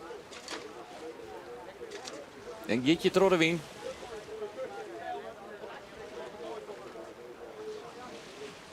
En wat kent de hele mannen hier nog? Ben zij blij met een tweede plak? Dat zou hun beste prestatie moeten wezen. Nou, Of die had besloten jeder door de wind te gaan. Die plaatst toch een oorvalsie. ja, en die moet echt Grauw er nog achter houden. Hè? Die moet er toch een beetje twee kanten nu zien. Ja, nou is het mooi om te zien. De hichte, wij zeggen haast de hele zijkant van de hele mannen. Wil ze alleen nog maar het kopje van Akkerum zeggen. Dus dat is die zoegende kracht van die wal. Want kist heger op. Hij zielt gewoon een aantal graden heger. Der Grauw. Van de Iselmarkant.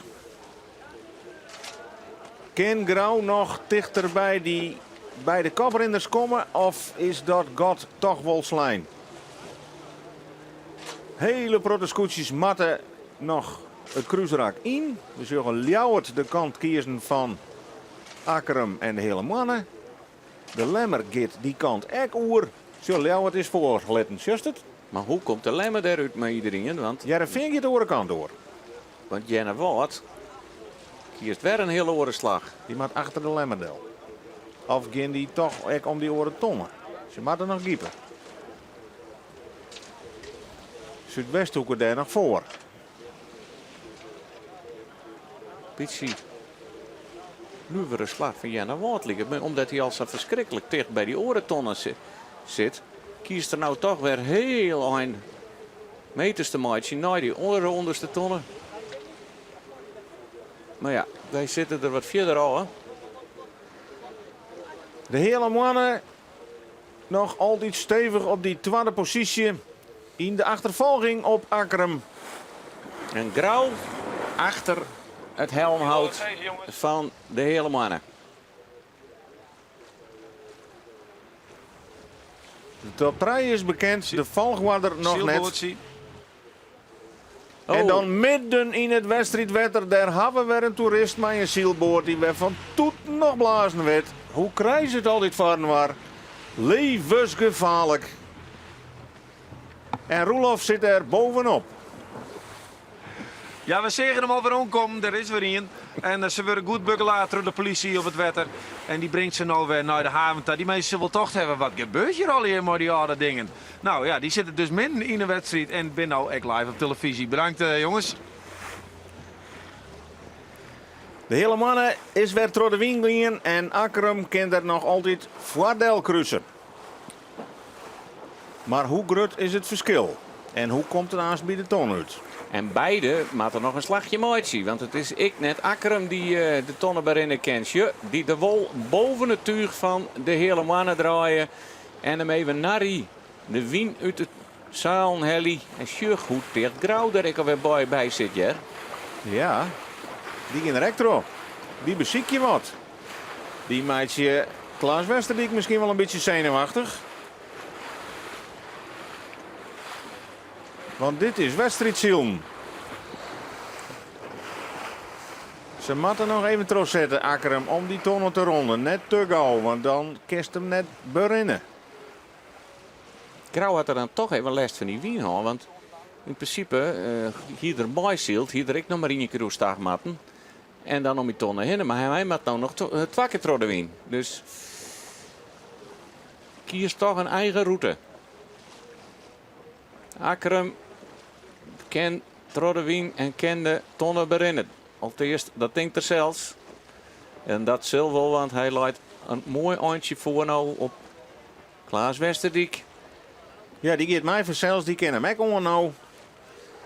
En die willen mij gong om die tonnen, want ja, daar komt Grauw alweer om dadelijk. En die willen je net naast je haar. Daar is Grauw, die mat nog een eindje trossielen. Die is nog net bij die gele pet.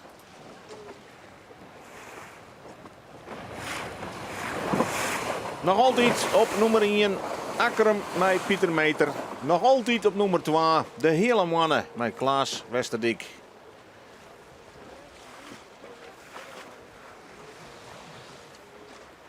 En dan zitten we toch al haast een oorloren in de wedstrijd. En zal er wel net een hele protte routes mee volgen, denk ik.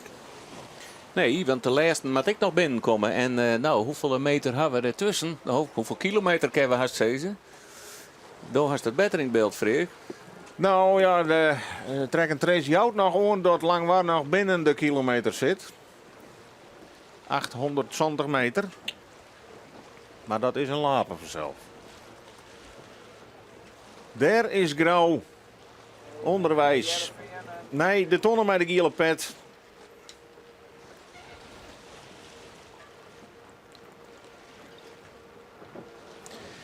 Ja, en die maken een fout in het begin. Maar die zullen nou ik wel wat mooi genoegen achterom zien. Want zijn grote concurrent maakt het ik fouten. Veen. Daar komt die in één keer bij. Die komt hier de Lemmertje in, denk ik. Of is het Ljouwert? Die gaat er voor ons. Dat moet alleen maar wezen. Ja. Skarrelt hij dan toch nog wat naar voren? Ziet ze Brouwer. Ja, dan is dat Ljouwert. Daar zal er nog achter Delmatter, vermoed ik. Maar dan zou hij de Lemmer voorbij wezen.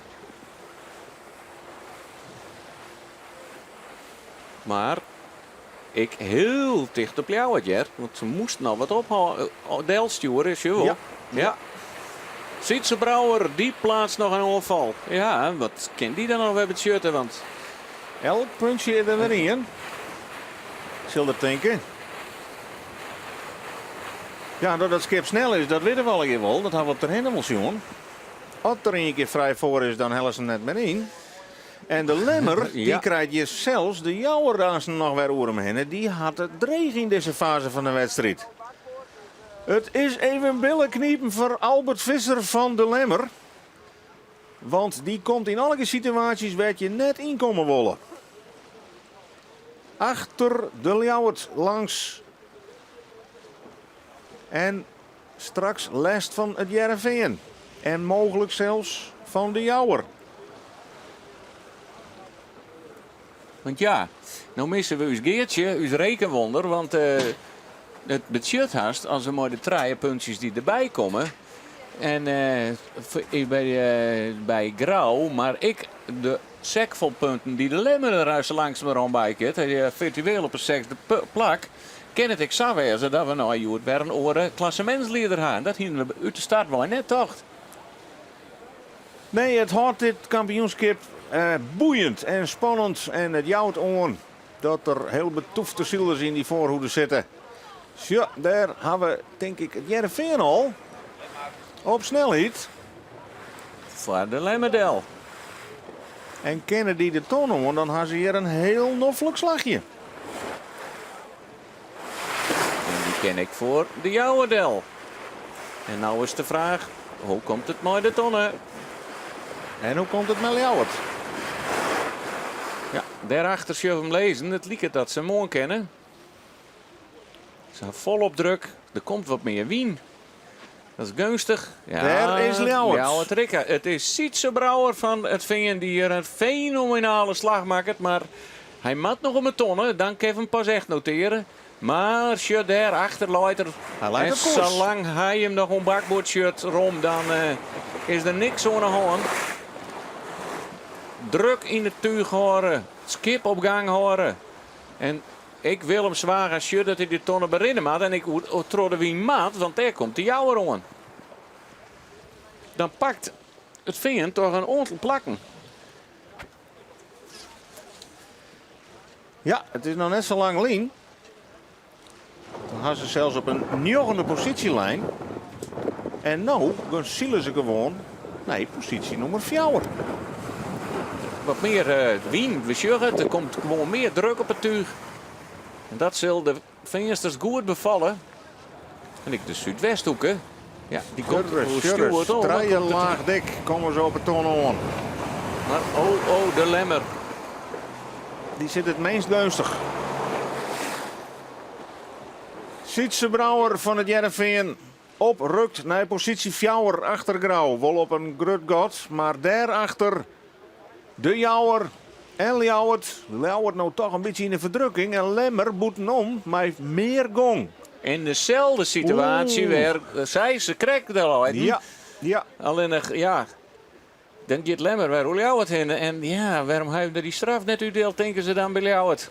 Dan weer hem helemaal kwijt West. Hier, de gong er vol slijn uit bij Ljouwert. En als nou pech has, dan wist ik nog op die tonnen drukt, door de golven. Dat liep het al een keer nog correct vol te redden, maar ja, de snelheid de draaien correct aan de verkeerde kant van de boordel. Ja. Want, we beginnen maar van nu dat er hem net rekken had. Want ik de Zuidwesthoek flut er hoe jou het hinnen terug dat akkefietsie, want je bent natuurlijk alle gewoon kwijt met zijn manoeuvre. Dan komt echt de Zuidwesthoek hier op eigen wetter toch wat naar meer naar voren ta. Zo'n de achterpositie knokken ze nou om met Ljouwert. Maar de spekheber in dit rak wie toch het Jereveen. Vanuit de 9e positie helemaal naar voren naar positie nummer 4. 1 puntje achter Grauw. Maar dat zal wel betekenen dat ze hier 2 punten neerrennen. En het is toch wel mooi om te zien. Ja, daarachter zeggen we al akker om betonnen heen te gaan. En de hele man en ze kiezen nou weer om naar de orenkant van de baan te gaan. Commissie hier kan zijn. Piet Blauw op het palaver. We bleven de hele tijd maar die ton wat ondergang. Als het liekt dat die ene wat te gunstig is, dan lezen we de oren wat gunstiger. Zodat we een strijd houden en dat de keuzes gewoon iedere keer weer oors binnen. En Grauw die kiest er wel voor om straks naar het strand te gaan. Ja, wat zijn en Jenne Waardje. En wat zijn hier toch een hele mooie startje. Die zak het hier ook al. En weet het vinden daar wel niet voor te komen. De nummer 4, de nummer 3 weet dat net. Huzem. Helemaal hier achter in deze groep.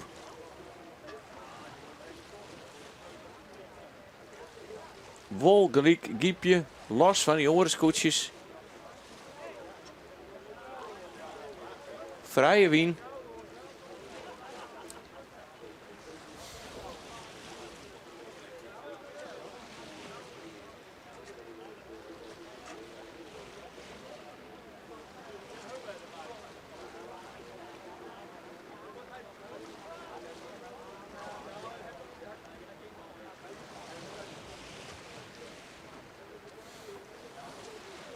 Hele mannen, volg het maar, de akkermus. Ken het volle oors meer, denk ik. Mat ik herkennen dat Akkerem meer gong had dan hun.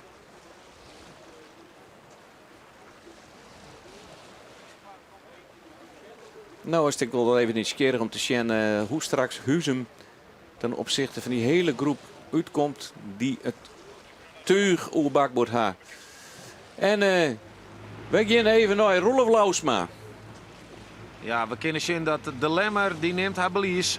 De groene vlaggen die er ekkel bij Grauw in zit. Bij de 2 koprenners dus in het klassement. Hij hing het erin, hij hing het in het wand. Ze nemen haar belies. En of dat nou is voor de Krek, die slaagde bij de bovenste tonnen. Of voor dat bij Lauwert, dat weet ik net helemaal. Maar hij hing het er nou dus in. Dus 3 extra punten voor Albert Visser, de klassementsleider. Nou, als dat is heel nieuwsgierig. Want als dat nou in de situatie West is mooi Ljouwert. Dan hier er heel wel net die groene vlag hoe dat te lukken. Want ja, we hebben bij Willem Zwager van Ljouwert helemaal geen redenvlagers, jongen. Ja, dan hoest geen groene vlaggen te lukken. Dus dan, ja, het zou dat heel sportief wezen. Maar Ja, dat zijn hele dure punten. Dus ik door echt te zeggen dat nou we die groene vlaggen sjuggen, dat we Grauw, waar de nieuwe koprenner is in het klassement. Ik al hing het daar, ik de groene vlaggen. Nou, dit is Green Day today. Als de groene vlag er één keer in hingert, dan kun je hem er net weer uithalen, hè? Dat zou ik net weten, maar dat liep het mij net. En dat zou nog vreemder wezen. Ja, de groene vlag bij Albert Visser. Ja, die moet nou kiezen voor zelfs, want het zijn alle geen risico's. Dat zeg ik van, er komen oren druk op een schipper als je als nummer 1 starten of als je in een achtervolging zit. En dit is voor Albert Visser natuurlijk een ongewone situatie dat hij de te klapje man is. En dat maakt het zielerij natuurlijk alleen nog maar boeiender en spannender, want we hadden daar een beetje ook nog een tal wedstrijden. En het is het mooiste als het nog ergens om gaat. Daar het Heerenveen alweer in het volgende cruiseraak. Die gaan er maar op. En hier de koprenner. Het scootje van Akkerum. En die binnen nou toch wel onderwijs mogelijk naar Harren. Rivons deze zielerij. Mooi naar voren zielt. Prachtig vrij voor. En hoe komt het bij de hele mannen en Grauw? Is daar nog wat mogelijk?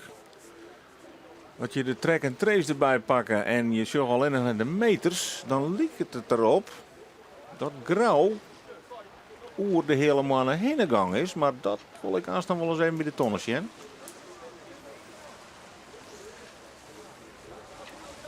Qua meters aanstaan die ze ten opzichte van elkaar en van de tonnen lezen. We dan trorren trek en trace uitrekken is echt Grauw voorbij de hele mannen. Maar dan moet ik nog even de bakboord-stuurboord situatie in acht nemen worden. En dan kent al je nog weer wat verhoring. Maar zoals ze nou lezen ten op de afstand van de tonnen, laat Grauw voor de hele mannen. En daar is Akkerman weer. Voor de 6e keer om de gele pet heen. En het verschil groeit bij de achtervolgers. Pieter Meter zielt een hele mooie wedstrijd.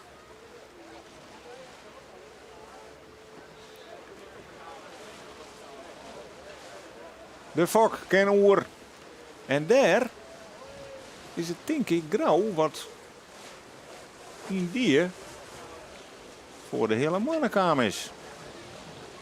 En ik al een behoorlijk stuk. Of vertekent dit beeld nou toch Sabot? Nee, Nee, het is andersom. Het is andersom. Ja, het vertekent ja. De hele mannen nog altijd op 2. Ja. Een heel een boppen Grauw. En volle dichter bij de tonnen dus. We Klaas bezien- Westerhof Westerdik die houdt toch staan op de tweede plak. En dat gun ik hem ook van harte. De trek en trace is van zelfs ek techniek en daar kan van zelfs ek wel eens een keer een lietsfoutje insloepen. En ik in u wel eens. En in u liep ik goed voor zelfs, maar ik vertrouw dan maar op mijn beleid tegen. En daar, Ja, en zolang het niet nou doorgaat.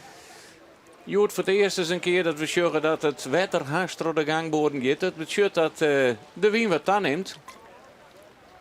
En ik denk, het weten net wat voor finish we hebben. Het zou ik wel eens een Vlaardewiense finish wezen kennen. Dan zit het dichter bij het publiek. Maar dat het net lang wordt is, dat we haast naar de finish te gaan.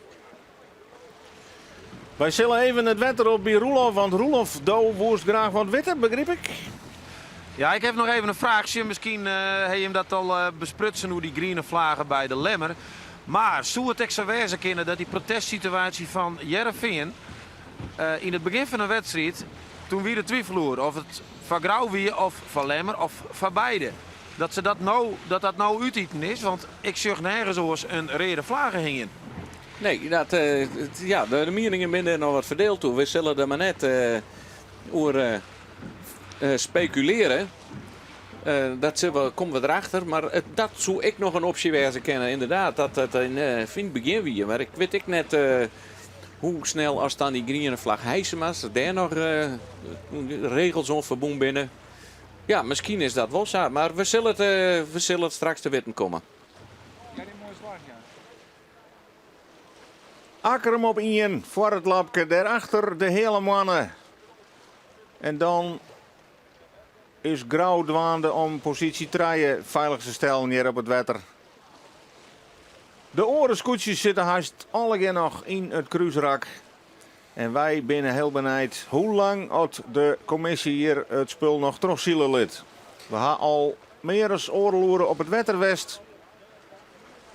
Ja, ik had teruggekregen, Frederik, dat we na deze onderste tonnen naar de bopperste tonnen gaan. En dan is bij de volgende bopperste tonnenronding, daar komt de finish in te lezen. Dus nog 1 keer kan ze het avontuur op ziekje. Ja, maar voor de eerste traaien liet je daar de verschil wel heel groot van. De Grutte Street zit er achterin. En Ken Lemmer nog wat goed maatje van de skeer die hij oproen had.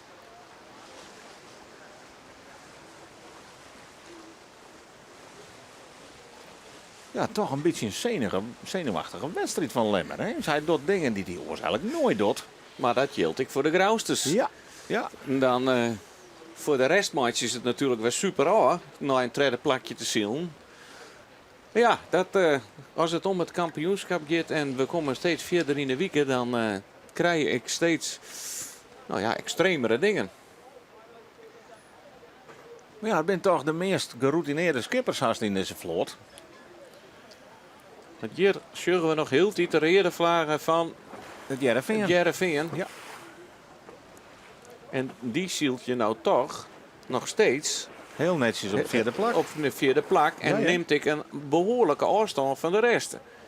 En dan zul hij toch ik net helemaal ongelukkig wezen. Want hij weet dat er inrent op zijn concurrenten. Want Grauw zit je wel in je voor. Maar die krijgt er nog eens een keer 3 extra punten bij. Dus het zou samen wezen kennen dat Sietse Brouwer van het Veen hier de spekkeerperiode is. Ik al zielt er op een 4e plak. Het zou de titelstrijd in alle geval nog spannender meidje. Maar dan moeten we ook constateren dat Joert misschien Huzem wel de verliezer is. Ja. Derde Lemmer, die maat achter de Jouwerdel, zal lieket het. Ja, Maar hij lijkt had- wel op koers, recht op die toon aan. En de Jouwer maakt er nog terug. Ja, die had Jouwer weer te pakken. Al Allereerst als ze de tonen aankennen. oké. Maar dat nemen we wel voor wel, want ik die Jouwer gaat gelijk door de wien. Ja. Maar, Ja. ja. Het wordt misschien al wat krap, maar hij kan heel skraal zielen. Hè? Ja. En dan pakt er toch ik weer een paar plakjes, Jer. Ja, De Lemmer scoot terug naar positie 5 achter het Jereveen. de skeer behind, dat is... Maar daar is de Zuidwesthoek in je nek al. Die zit er net 4 bij. Maakt er nog wel achter Del. Maar die kan hun nog even dwars zitten aanst in het roemerak. Ja, die zielt Dat mooi. scheelt niks. Die moest aanhouden. Ja. Dus die kan in het vaderwinserak en dan nog in het laatste cruiserak naar Boppen. Ik nog wel wat van. En we zullen dat ik de Jouwer, de Lemmer, ik weet waar zit. Dat betekent ook dat de Zuidwesthoeken wordt eind voorbij is. En waar blijft Ljouwert? Want echt, Ljouwert mis ik in dit richtje. Daar is Ljouwert. Ljouwert dus, waarom vallen naar plak 8? Nog krijgt voor Jenne Woord.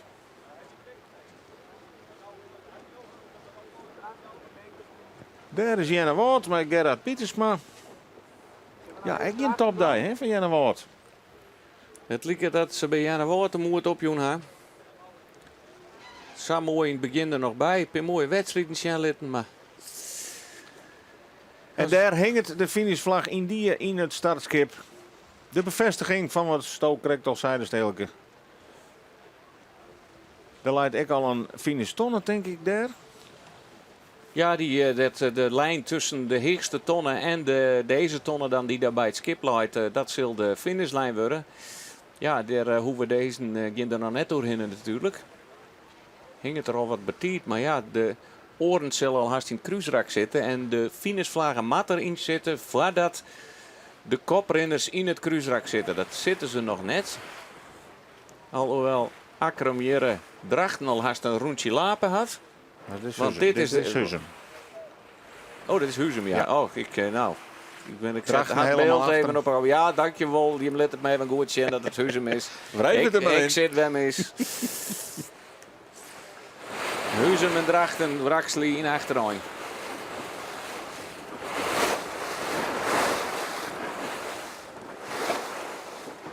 En het ere maar wat zijn wat in het begin van de wedstrijd er zo mooi bilij.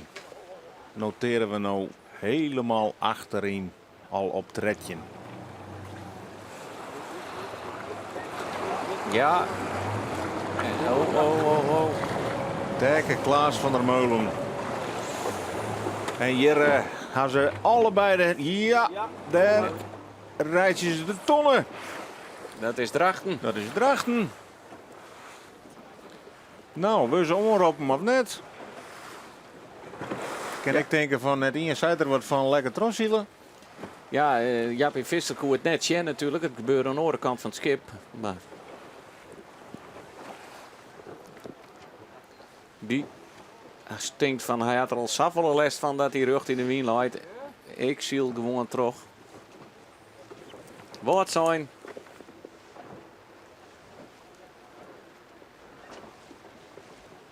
Nog achter Drachten. En Snits. En Allinnig. Langwar moet je er nog achter zitten. Nou, daar zien we de eerste scootjes alweer cruisen. Dat wie grauw.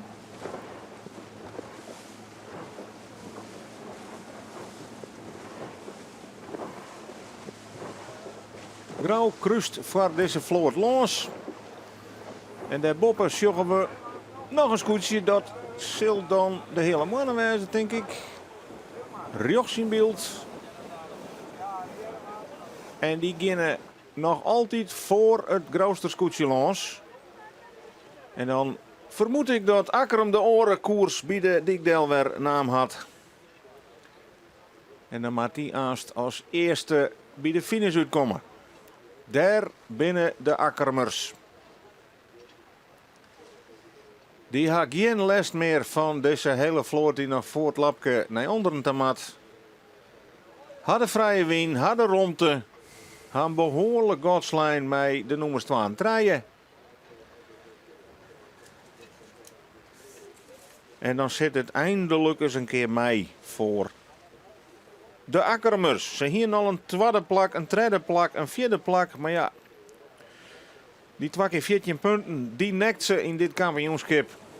Maar dit is haar beste resultaat op nota. En oh. Hien ze één protestje minder gaan. Wat hien ze erbij zitten dan? Ja, Tom kom heeg. Voor jou het zeker, maar wat is dat toch altijd maar Pieter Meter. Hè? Dat is toch een beetje die grillengiet. Het is iedere keer gaat er voor het heegste plakje en dat ken ik, het skip ken het ik. En de bemanning kent in principe ik, maar er zitten altijd toch weer wat uitzitterken zien, wat trodder. Altijd weer, ja, soms nou en dan wel op het podium, maar krijgt weer net het heegste plakje helpt. Hij had het zicht al op de finish. Hij had het zicht al op die tonnen met de gele pet. Hij kan die straks gewoon voorbij zielen. Het is tellen voor het scootje van Akram. Onderwijs naar de eerste dijtitel. Daar de startkotter die nou het finishskip is. Nog één keer door de wind, dan kan er hem aan, denk ik. Ja, ja. Kan rustig achterom zien daar. Zijn we in de joert mij aanstaan. De vluchtsteren. Ze moesten nog hier voorbij. Ja. Dat weer de hele mannen. En die we verrassend voor inzegen. Daar gaan ze mee aanrekenen. En ik, mooi een heel groot gat nou. Laten we dat Ja. ik net vergeten. Ja, Ze ja. zijn echt 4-4 uitroen. En dat is een topprestatie. Daar staat de man met het geweer klaar. Hij maakt het verlossende finishkort aan. Voor Pieter Meter en zijn bemanning van het scootje van Akkerum. Nog één keer het zwitter uit. Ohne wien omheen. Ja, dan wordt Akkerum eens aansketten. Figuurlijk natuurlijk, maar...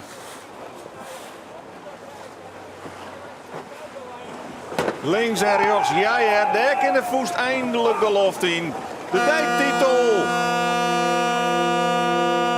De dijktitel hier op Starum is voor het scootje van Akkerum voor Pieter Meter. Hij wint hier de zonde wedstrijd van de SKS van 2000 jongetje. Ja, even de koppen bij, we moeten draaien. Even de roemtemeidje van de orenscootjes.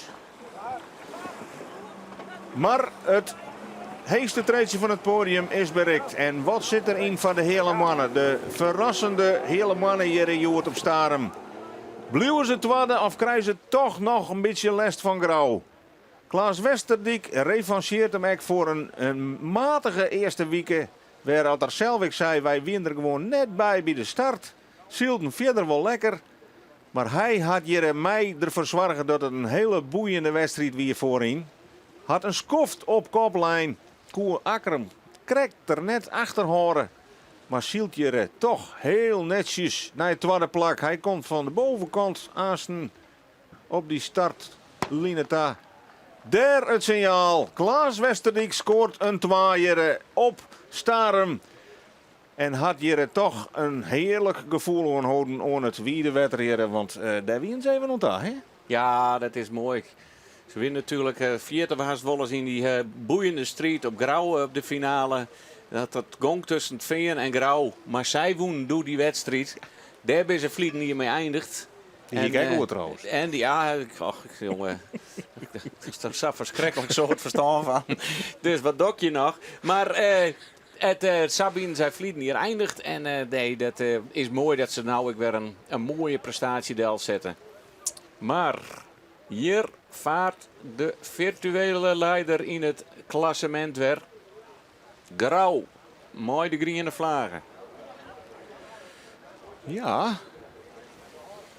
En daarachter zit Jereveen en dan al de Lemmer. Het verschil is meer dan 2 punten. Ja, we moeten even rekening straks. Dus als het zo blijft met de Lemmer, dan blijven ze eerste. Nou, dat is de rekening als mij, maar dat moeten we even Er zien. zit 2 punten verschil tussen. Meer dan 2 ja, punten. ze binnen alweer ophellen natuurlijk. Ja. En ze hebben beide groene vlaggen. Ja. We zullen het aanstaan even precies precies. van jou uitrekenen. Het verschil tussen de nummer 1 en 2 op papier voor deze wedstrijd wie 1,2 punten. Nee. Dan is het wel grauw. Reken niet maar, ik wel letten aan de mensen die dat doelen gaan. Grauw hier, nee, positie draaien. Had nou toch wel wat ruimte ten opzichte van de hele mannen. Daar ben ze. Ja, en net bleed. Nee, een zwargelijke blik hier bij Douwe Visser. Net helemaal tevreden. 6 punten erbij. Ja. Dat maskert ze net.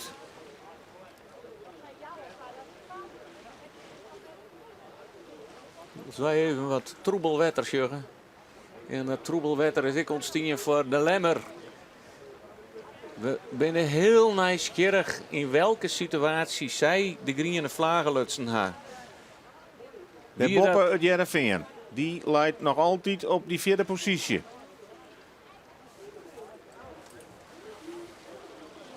Rent dus wat in op Grauw. Rent dus wat in op de Lemmer. Rent een stik in op Huizen. Dus het Jereveen jouwt hem er toch weer bij voor het kampioenschap. Hebben we nog een brokgoede meidje hier. Maar ja, puntje voor puntje sprokkelen ze er wat bij.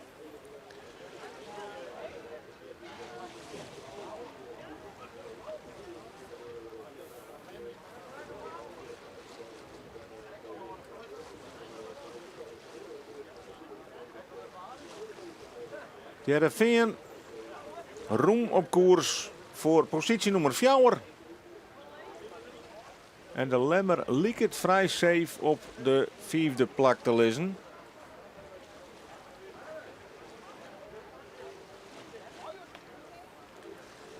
En het is ook nieuwsgierig dat Heerenveen die rode vlaggen er nog altijd in had. Liep het er wel op.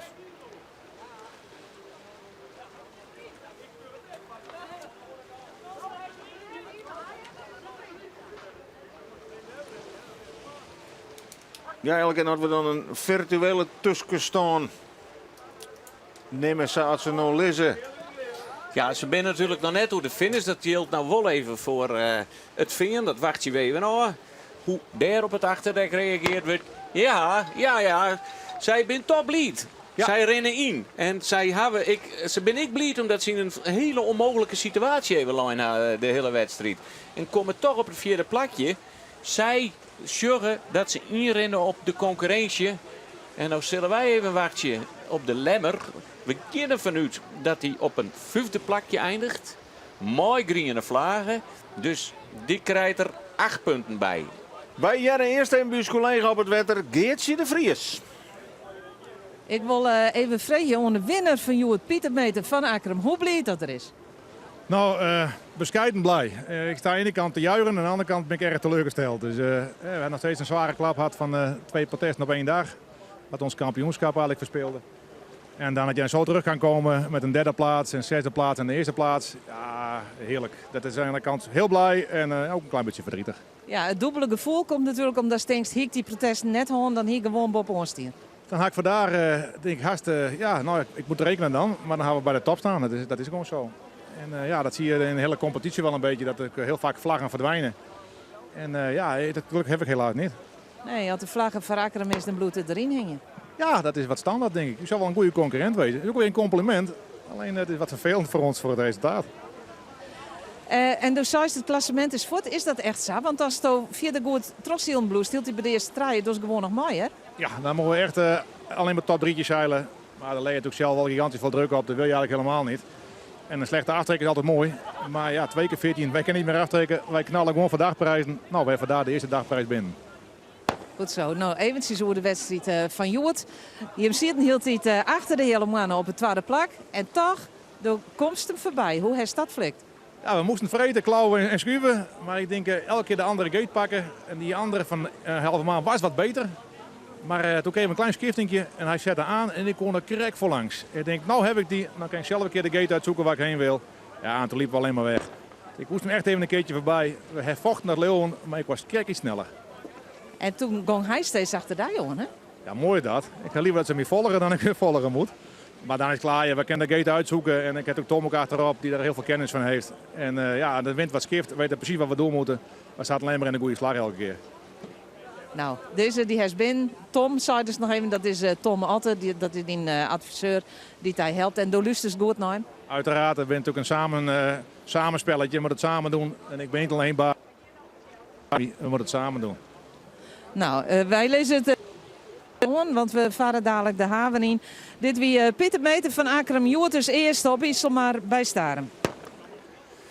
Ja, hier nog even een spannende finish in de middenmoord. Jenne Woord krijgt als nummer 8, Ljouwert als 9 en daar dan pas op 10 het scootje van Huzum. Dat is een van de verliezers van Joet Elke. Ja, Huzum krijgt er een heel soort punten bij. We gaan druk ons schreeuwen en het rekken in, want het is nou schot op schot.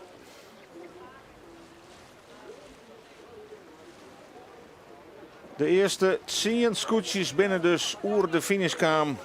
De Zuidwesthoeken op een zonde plak. De Jouwer 6 achter de Lemmer dus op nummer 5. En dan komt daar de Snekerpan aan. Die gaat voor plak nummer 11.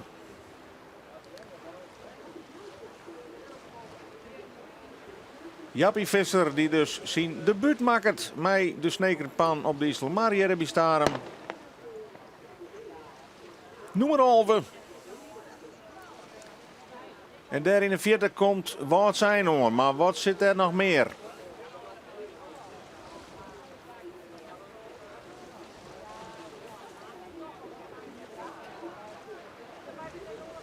daar is Langwaar.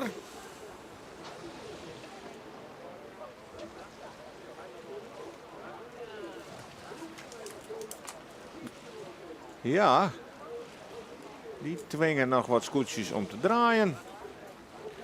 Wat zijn liek het de beste papieren te gaan om 12e te worden.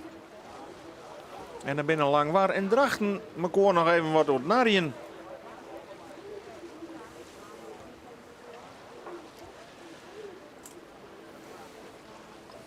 Nou, wat zijn Tolve en die orenbeiden dat zullen direct als we even een voorlopige tussenstand nemen, dan kunnen we constateren dat Grauw naar Joert correct op het eerste plak staat, 17,9. De Lemmer op het tweede plak, 18,7. Het Jereveen opschoot naar plak 3, 23,9. Sorry.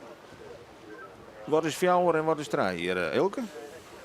Traaien Akkerum. is Heerenveen en op het vierde plak is het Huzum nog steeds, met 28 punten. En Akkerum nou op een vijfde plakje er heel dicht bovenop, met 29,9. Dus ja, hier ze de moed op, joh. Nou ja, als het van zulke knotsgekke wedstrijden blijft, dan is er nog van alles mogelijk. Geef nooit op, Pieter. Ja, hier de zwanenzang van Langwaar. Het is toch weer haast op het allerlaatste plakje. Ja. Drachten is ik al binnen, Leuk. En ja, Alle scootjes die binnen oer de finishkamer bij Starum. Wedstrijd nummer 1, de dubbele knal. En dus zullen wij druk ontrekken in, zullen we even jaren hoe het nou precies uitpakt. Met die groene vlaggen, met het klassement. Maar kunnen we constateren dat Akkerum de dijtitel hier pakt op Starum. Dat de hele mannen heel kreeg de wedstrijd meisield had voorin. Een tweede plak versierd jere en dat Grauw, met groene vlaggen treden wordt. Vierde Jereveen en de Lemmer vijfde wordt, ek met een groene vlaggen. 6e Jouwer, Zoon Zuidwesthoeken, 8 Jennewoord, 9 Ljouwert, 10 Lodewijk, meter, zoek ze het Huzemerskoetsje, Alve de Snekerpan, 12 wat zijn, 13 Drachten en 14 Langwaar.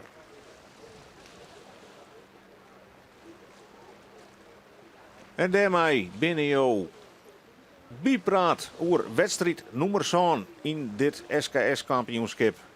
Nog 4 wedstrijden te gaan. Te beginnen men je op wat zijn. Als het zo blijft zoals het nou is het Tuesday en Restdag. Dan geven we maar de hele vloot naar de Lemmer. Lemmer 1 op Woensdag. Lemmer 2 op Toonsdag. En vervolgens nog de allesbeslissende laatste wedstrijd op de Snitsermar. Tenminste, laten we hopen dat het daar nog ergens om gaat. Daar moet dan de absolute climax plakvinden van dit 74ste SKS-kampioenschap. Vanuit Starum wil ik zeggen hartelijk dank voor jouw aandacht hier voor deze live-uitsturing. Heel graag zien we jou weer na dit weekend op Mandje. Dan vanuit het wetter daar bij wat zijn. Want dan.